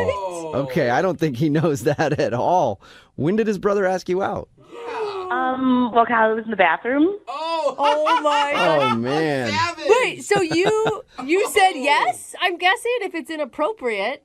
I did say yes. He, his brother was being very assertive, and at that point, I didn't think Kyle was gonna do anything about it. And oh my God. And yeah, I mean, why not? He asked me out. Yeah, why not? He painted the picture like his brother didn't understand that his brother was the third wheel. Yeah. But it turns out he was the third wheel. Sometimes that's just how life works. Yeah, I guess. And we're going out tonight. Tonight? Poor Kyle. Kyle is always the third wheel, even right now, because he's on the other line listening and wants to talk to you. Hi, Beth. It's Kyle. What? Hey, you doing anything tonight? Oh my, that was very passive aggressive. She's right. Of course. This is what I was saying. Kyle, I understand you were giving your brother hints, but your brother was being very assertive, and you were kind of dropping hints. You know what? None of this wasn't- matters. My brother asked you out on a date while we were there. He was a total jerk. He did it behind my back. He never told me that he did that. I am learning this news right now on the radio. Whoa. I mean, did you tell him that you were interested in me? Yeah, I told him afterwards. I said, why were you hanging out the whole time on my date? What were you doing? And what did he say to you? He just said, hey, it's good times, old friends, right? Dude. I did not realize my brother was so maniacal. That is low. It kind of sounds like you're sour grapes. You're sad you didn't make the first move, and now I'm going to go out with your brother, and I'm hopeful you enjoy it. Have a good night. I'm crushed. I am crushed like a sour grape. Oh, no. Kyle, are you upset that she's not into you, or are you more upset that your brother is actually going out with her? Oh, don't make me choose. Those are awful. That is awful and awful. They're both bad. Beth, you have chosen the wrong brother. You know, up until he was 7, he peed his bed all of the time. That's a low Well, blow. he sure seems like a man now.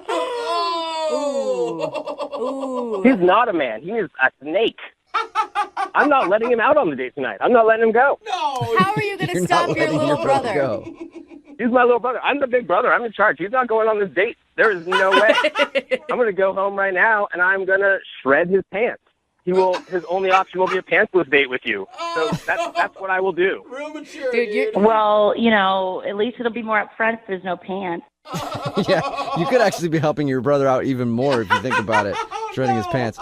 Hey, Beth, would you like to go out with Kyle again on a second date? I mean, he could just come along, with your date with his brother. We'll pay for it. Yeah, he is more than welcome to join with me and his brother tonight. No. Dude, but seriously though, Beth. I'm joking. I'm joking. Beth, I'm going to win you over. Let me come on the date. Dude, this sounds like fun. Can you imagine being at a date and having two brothers fight over you? Yeah, who's assertive now, right? Put me on my date with my brother. Let's do it, please. Please, Beth, let us do it, please.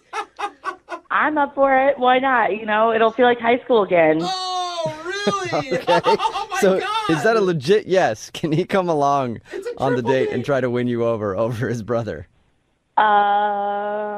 Yes. Oh my God, that's amazing. Oh my God, yes. Yeah. You better hope, Beth, that there's no other brothers in this family and it's limited to just these two, because you got your hands full. Hey, they're both cute, so maybe the third one will be too. Nice. Beth, you are not going to regret this, because I've really gotten a lot cooler since high school, and I think I'm going to impress you a whole bunch. Yeah. All right, well. Good way to start, Kyle. Oh, my Okay. God. All right, cooler than me. Take care. And good luck beating out your brother for Beth's heart. Thanks so much, guys. And Beth, I will see you tonight.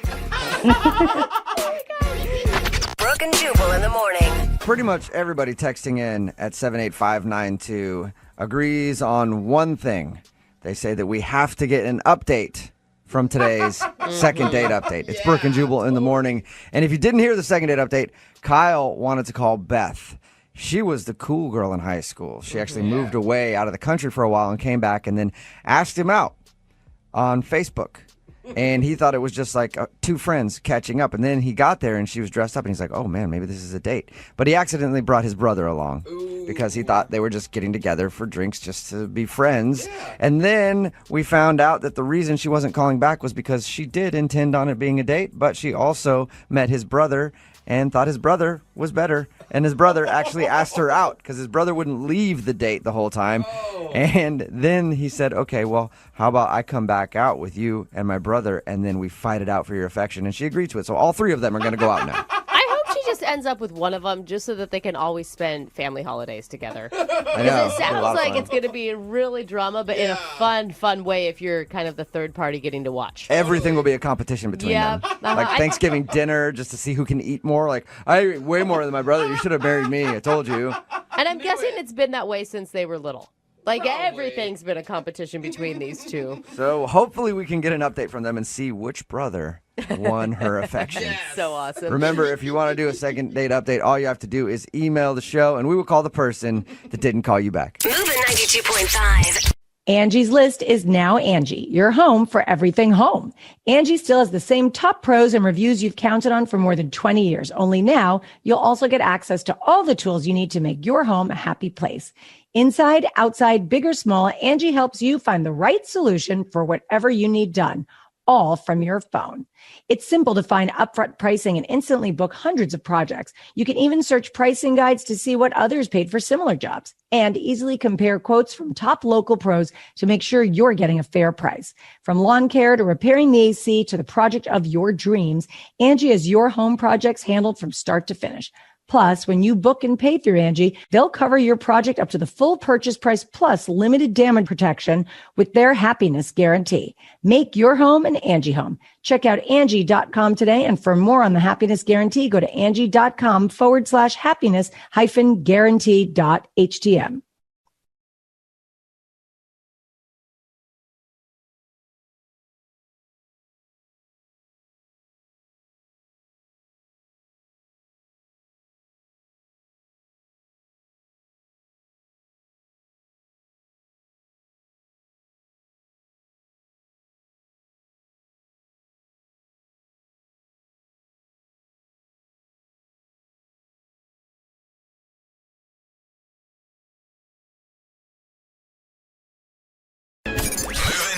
92.5. Brooke and Jubal's second date update.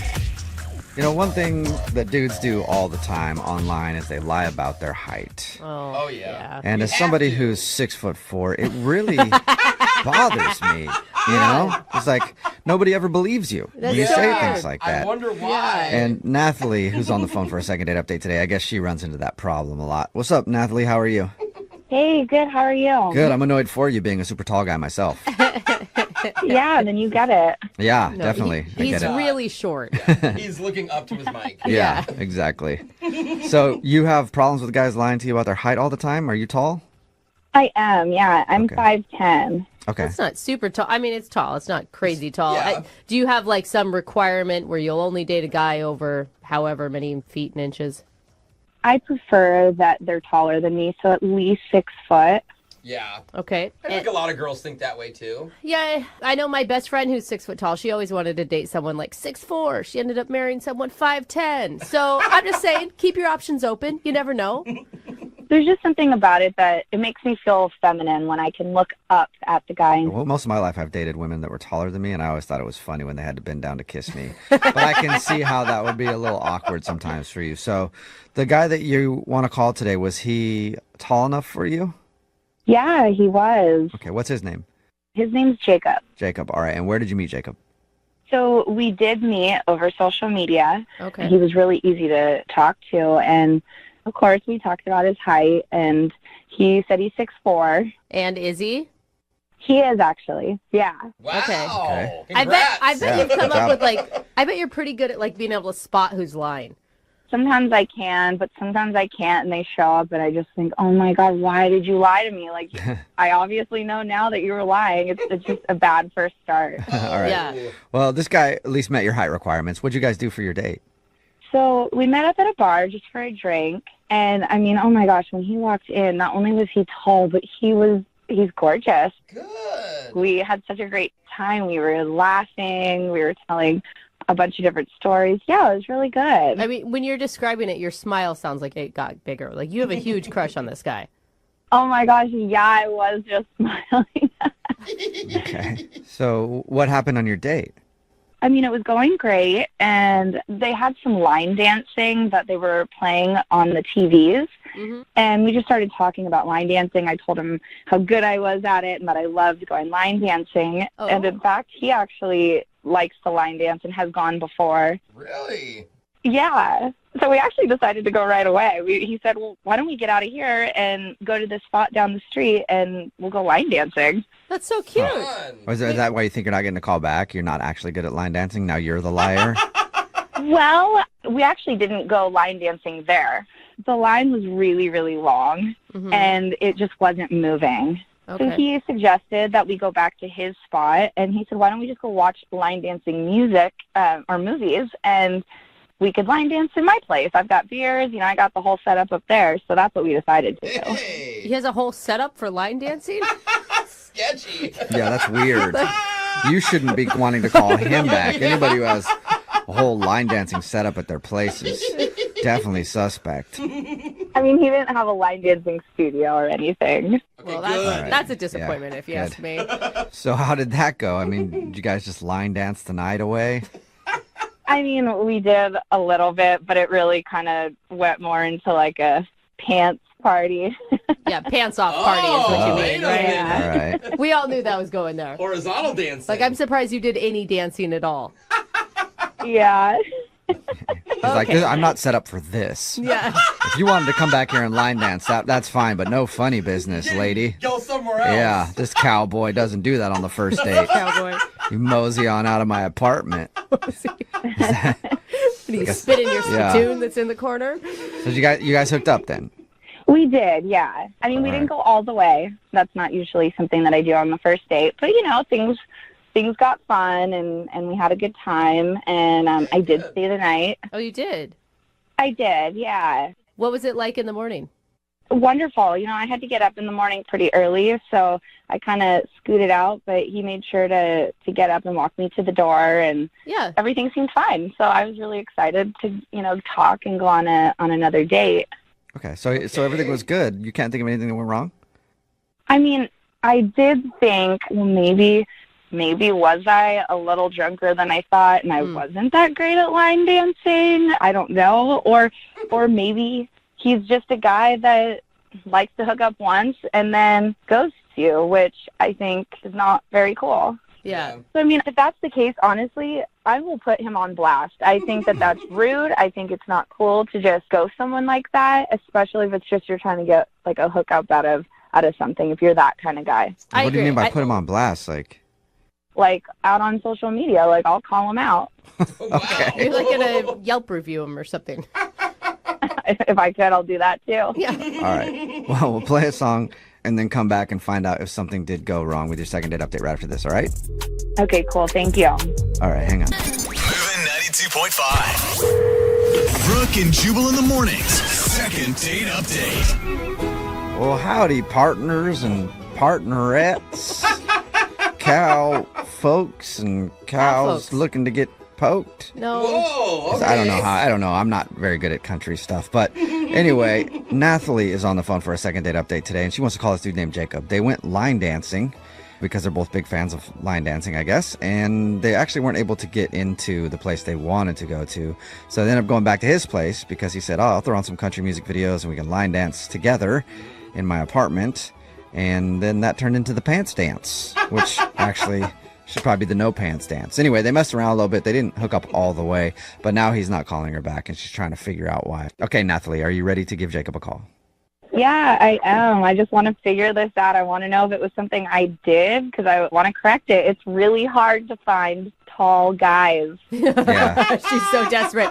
She's like, I don't even care what his personality was like. But you really liked this guy, and it does seem from your description pretty baffling as to why he's not giving you a call back. Yeah, I have no idea. Okay, well, I'm going to dial his phone right now and see if we can get him on the phone if he's not doing ranching around. Ranching? You know how they do it, the cowboys with their lassos and whatnot. Uh-huh. So if he's doing that, then he's probably busy, but if not, then we'll get him on the phone, okay?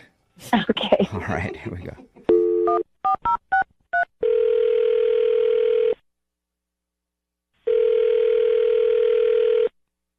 Hello? Hi, can I speak to Jacob, please? This is he? Jacob, what's up, man? How are you?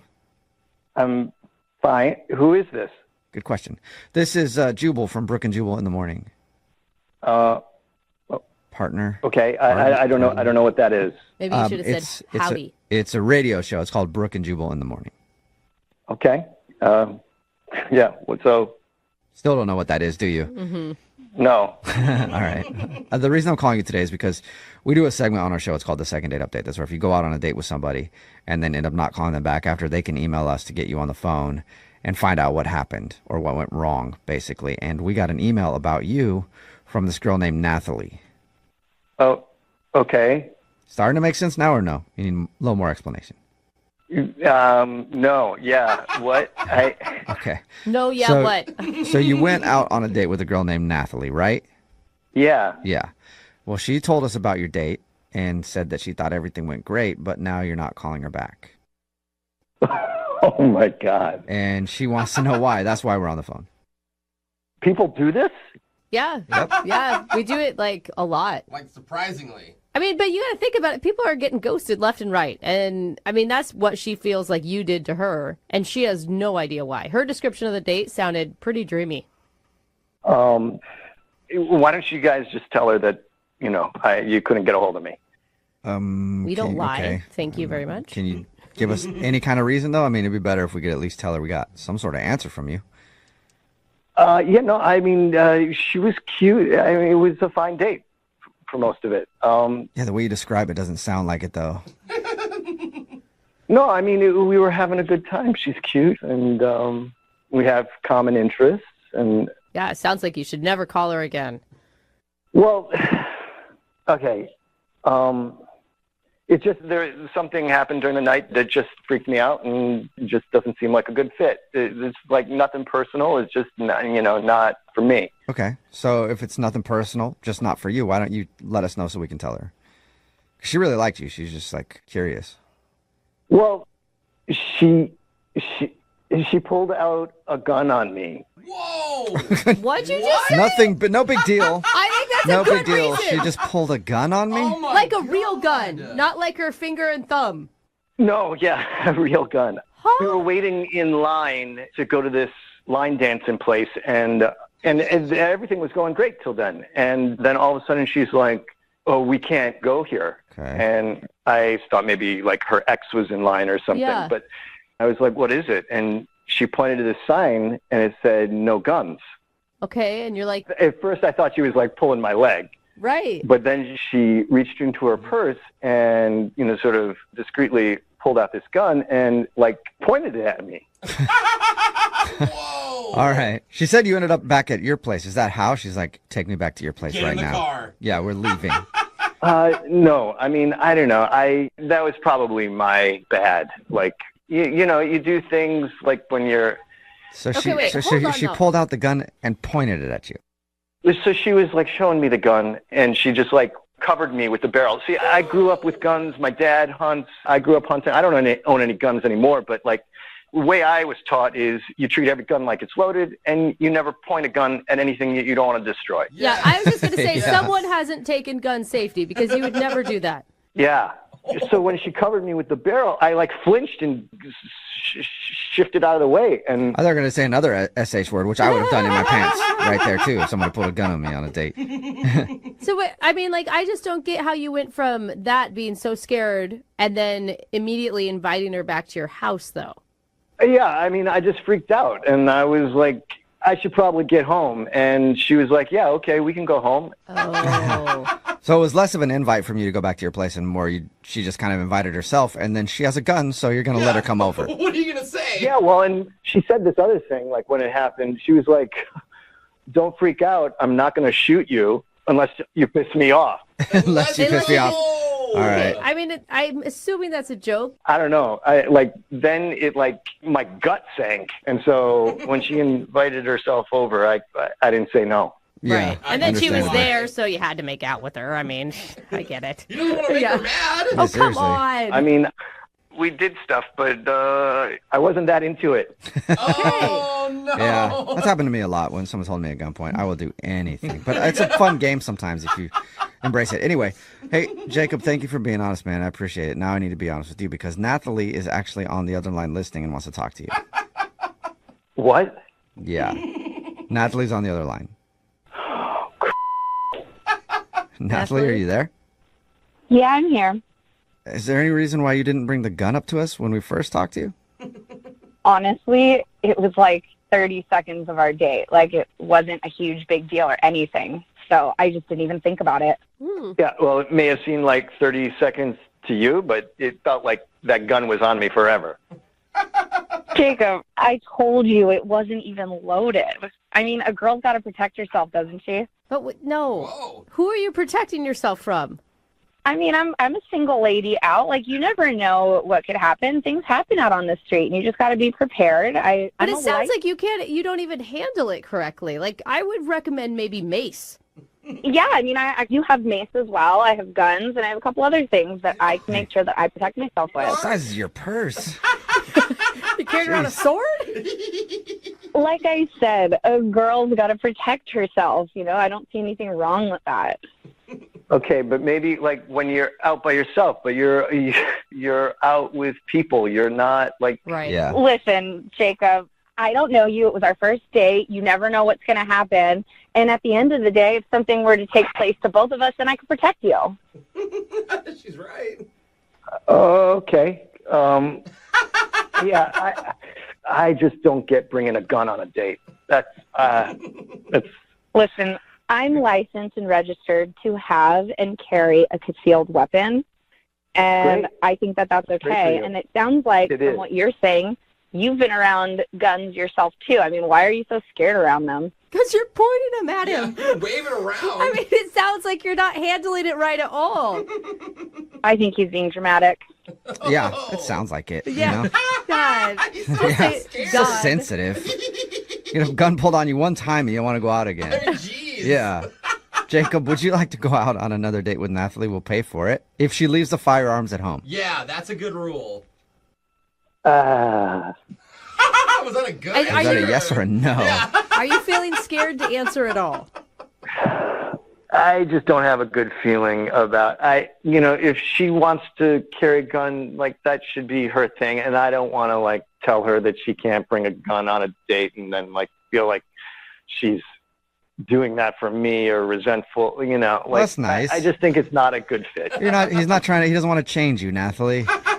I had a good feeling about you, but now that I'm hearing all this, I actually think that's probably better anyways. You couldn't even face me to tell me that about the gun. I mean, come on. Oh. And I'm definitely still putting you on blast. Oh, whoa, hey, yeah, that sounds like a threat right there with what we just talked about. Yeah, I wouldn't use that choice of words with a gun. on blast, like with a gun? What are you talking about? I'm gonna do a blast on social media, you little. That's what I'm gonna do. What? All right. A little aggressive there, Nathalie. No second date, but Nathalie, at least you know why. And Jacob, hopefully you find a girl that is a little more your speed. Yeah. As long as someone doesn't point a gun at me on a date, yeah, I think we'll have a good time. Oh, well, good luck with that. High if that even expectations. exists anymore. Oh, man. It's Yeah. Brooke and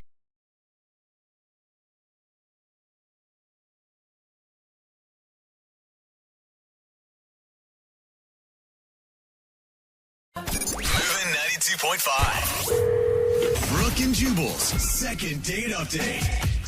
A lot of guys will try to pump up their job a little bit when they're on a date, say that they make a little more money than they do, maybe say that they're a manager or something when they're not, maybe say that they're even employed.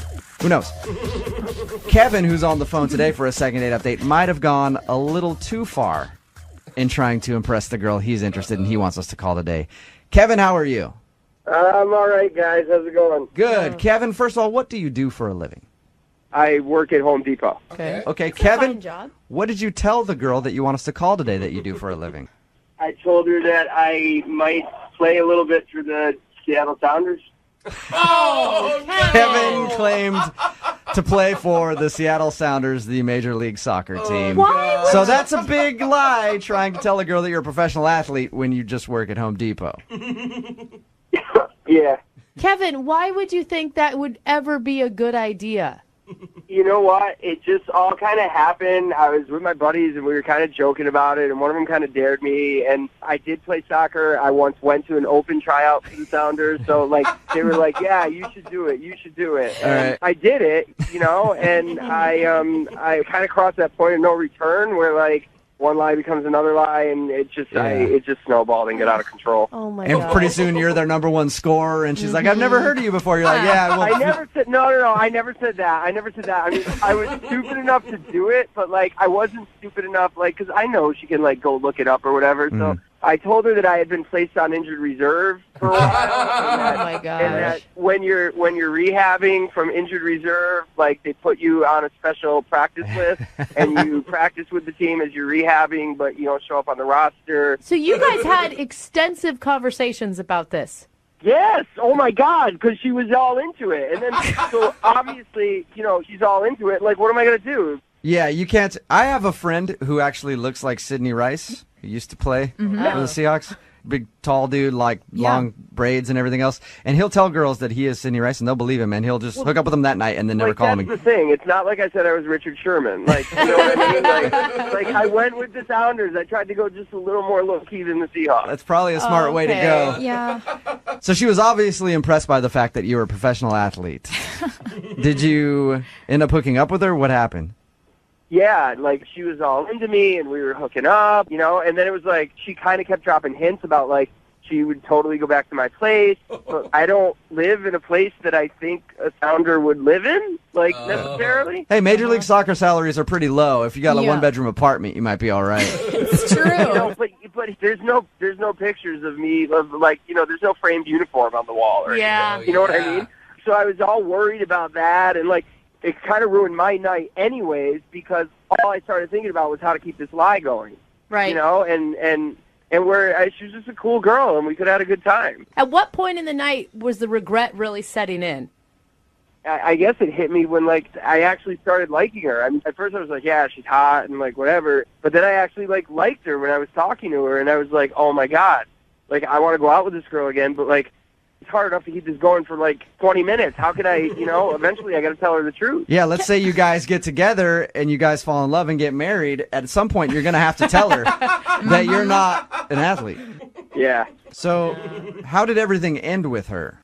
Well, the night was great, and like her friends were kind of like lingering and kind of like not necessarily knowing if she wanted to be left alone or not. And so then like I tried to play it all cool because I couldn't take her to my place anyways. I was just like, it's all right. Like I got physical therapy in the morning, and like, I got to get up early. And so she's like, oh yeah, you get your rest and everything.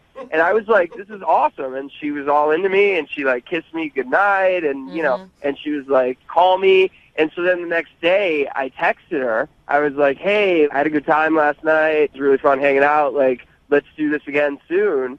And I didn't get anything for like almost 24 hours after I texted her the first time. So like the next day I got a text back, and she was like, yeah, I don't want to talk to you.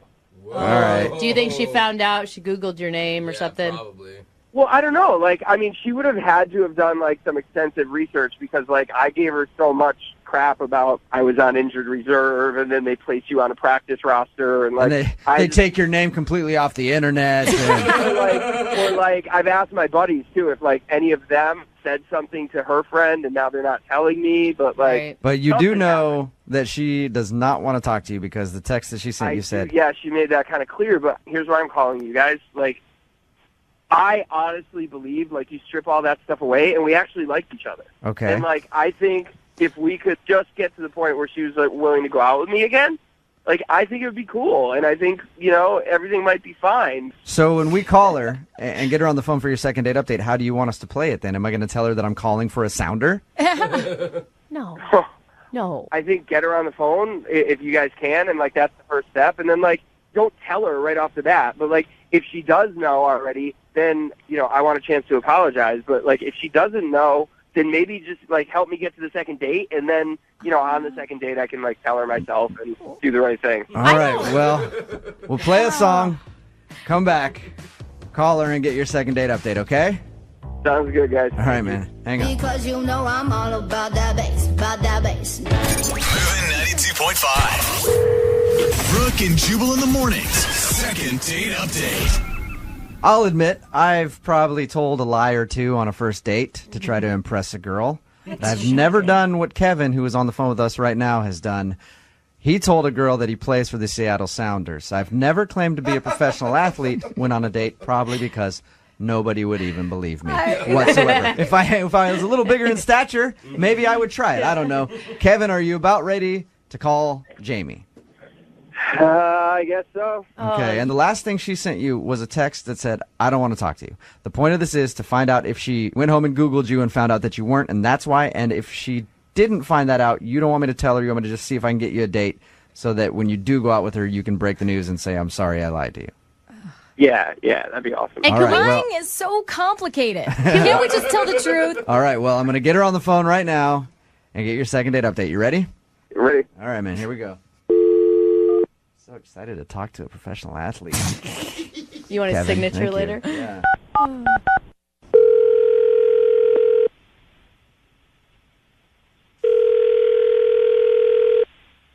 Hello, Hey, is Jamie there? this is Amy. Hey, Jamie, how are you? This is Jubal from Brooke and Jubal in the morning. How are you?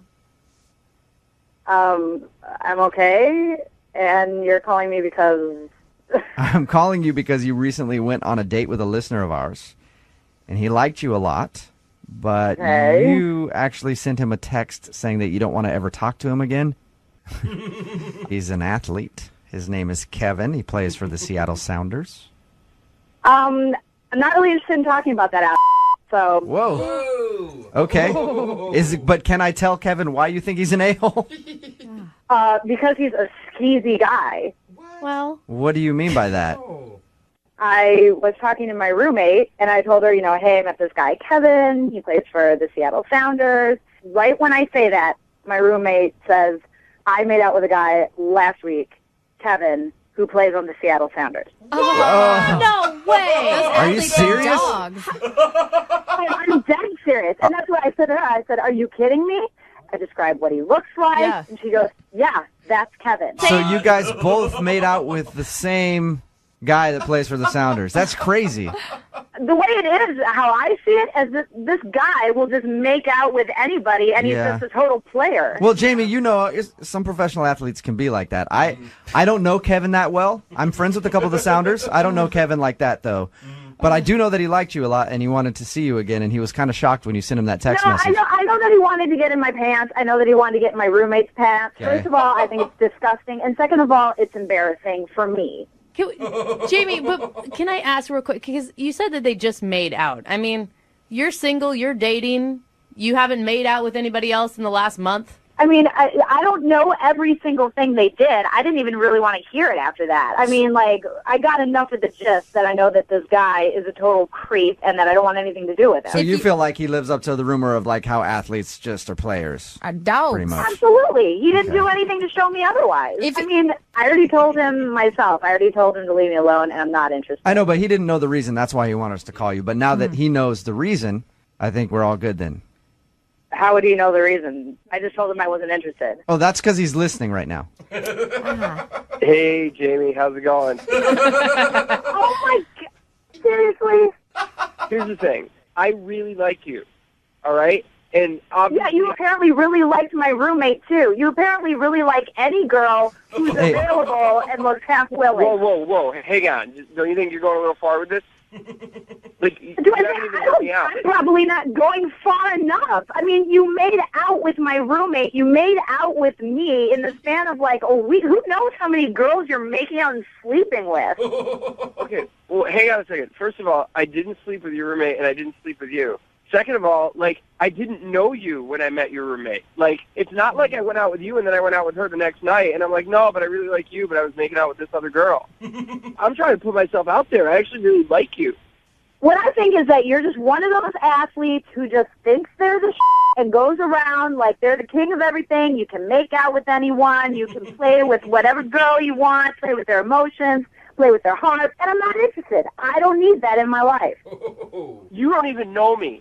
I'm actually a really nice, really sincere, really honest guy. Yeah, Jamie, you don't know anything about him. All you know is that he plays for the Sounders. He's a professional athlete, and he meets people all the time and probably has had dates before. And he's really honest, like he said. Yeah, right. I mean, yeah, I guess that's all I know, but I just wish that, one, the whole situation wouldn't have happened, and that I guess that it would have just come out differently. Yeah, and it's different, when you meet a guy like Kevin, who's a professional athlete. He's got girls throwing themselves at him, and maybe that's something you need to think about if you want to go out on another date with him. When you're in a high-profile job, women kind of do that. So, I mean, like, if we were, like, in a committed relationship, I wouldn't want him making out with anybody else. But, Right. I mean, I guess that's... and it sounds like Kevin, even with all this pressure from playing professional sports and having girls who like him, is interested in only dating you. That's what it sounds like to me. Am I right, Kevin? Yeah, like, honestly, like, I thought you were cool, and I thought you were really cute, and I want to go out with you again. And, like, it doesn't matter, like, what I do or anything like that. Like, not to me, anyway. Mm-hmm. I mean, I guess I could maybe consider it then. You could consider it. Yeah. What if he wasn't a professional athlete, Jamie? Could you consider it then? That's a weird question. I don't know. I just mean, mean- why does that even matter? Let's say that Kevin worked at Home Depot and not the Sounders. Jubal, what the is wrong with you? Kevin, why are you getting so upset? Yeah, dude. It's just a hypothetical. Yeah. Seriously. Like, I call you for help, and, like, Wait. seriously. Do you work at Home Depot? I never said that, Jamie. Never said it. Wait, do you play for the Sounders? Well, No. Do you play for the Sounders? No, but listen, no, not exactly. Like, yes, right now, After all this talking, you're not even who you say you are? oh my God, would you hang on a second? Like, this is what I've been trying to tell you, okay? This is why I wanted to go out with you again, to be able to tell you the truth. And Jubal was supposed to, like, help me do that because I wanted to be straight with you. I'm sorry, Jubal didn't perpetuate your lie, you crazy. It's not like that, okay? It's not like that. My buddies dared me. Okay, I did go to like an open tryout for the Sounders, and I hope to go again. Okay, so it's not like I don't play soccer, but it's like I wanted to be honest with you and just tell you the truth. I had so much pressure. Oh my from God, my you buddies are that so night. full of it. Can someone get this guy away from me? Not interested. Not interested. Not interested in dating the Home Depot liars. I That's a good nickname. I think you're reading into things. I just threw out a hypothetical, said, what if he worked for Home Depot? That's all. That's all I said. I'm sorry. So people who work at Home Depot are what? Probably classier than you. Amen. What do you do for a living? What do you do for a living besides troll for professional athletes? You are a crazy, crazy person. Jamie, would you like a second date with Kevin? He'd love to see you again. I will pay for your second date. We'll send you to a Sounders match. Yeah. Are you kidding me? I'm seriously asking, would you like to go out with Kevin again? I know he would love to see And you. I'm seriously telling you, no way in hell. All right. You were all good until you found out that I wasn't a pro athlete. Kevin, So you know what? I don't think so, Kevin. no. She sounded pretty upset the whole time. Whatever. No, you know what? Seriously, you guys, like, I tried to be honest, and, like, why do you think guys lie? Like, why do you think guys lie? Because they get this, right? No, dude, she never try had to be open, and you try to be honest, and you get this. Listen. Because You never really, tried to be honest. Yeah. What does Jamie want? Kevin, What does I know Jamie you're want? fired Jamie up. wants to fall over with her legs in the air for a pro athlete. Kevin, Kevin, I know that that is I know enough. that I know you're fired up because you didn't get your second date, and I also know that I need to let you go and get off the phone. I want you to use that passion on the field today. Get to practice. All right, buddy? Yeah, all right, go yourself, Jubal. Brooke and Jubal in the morning.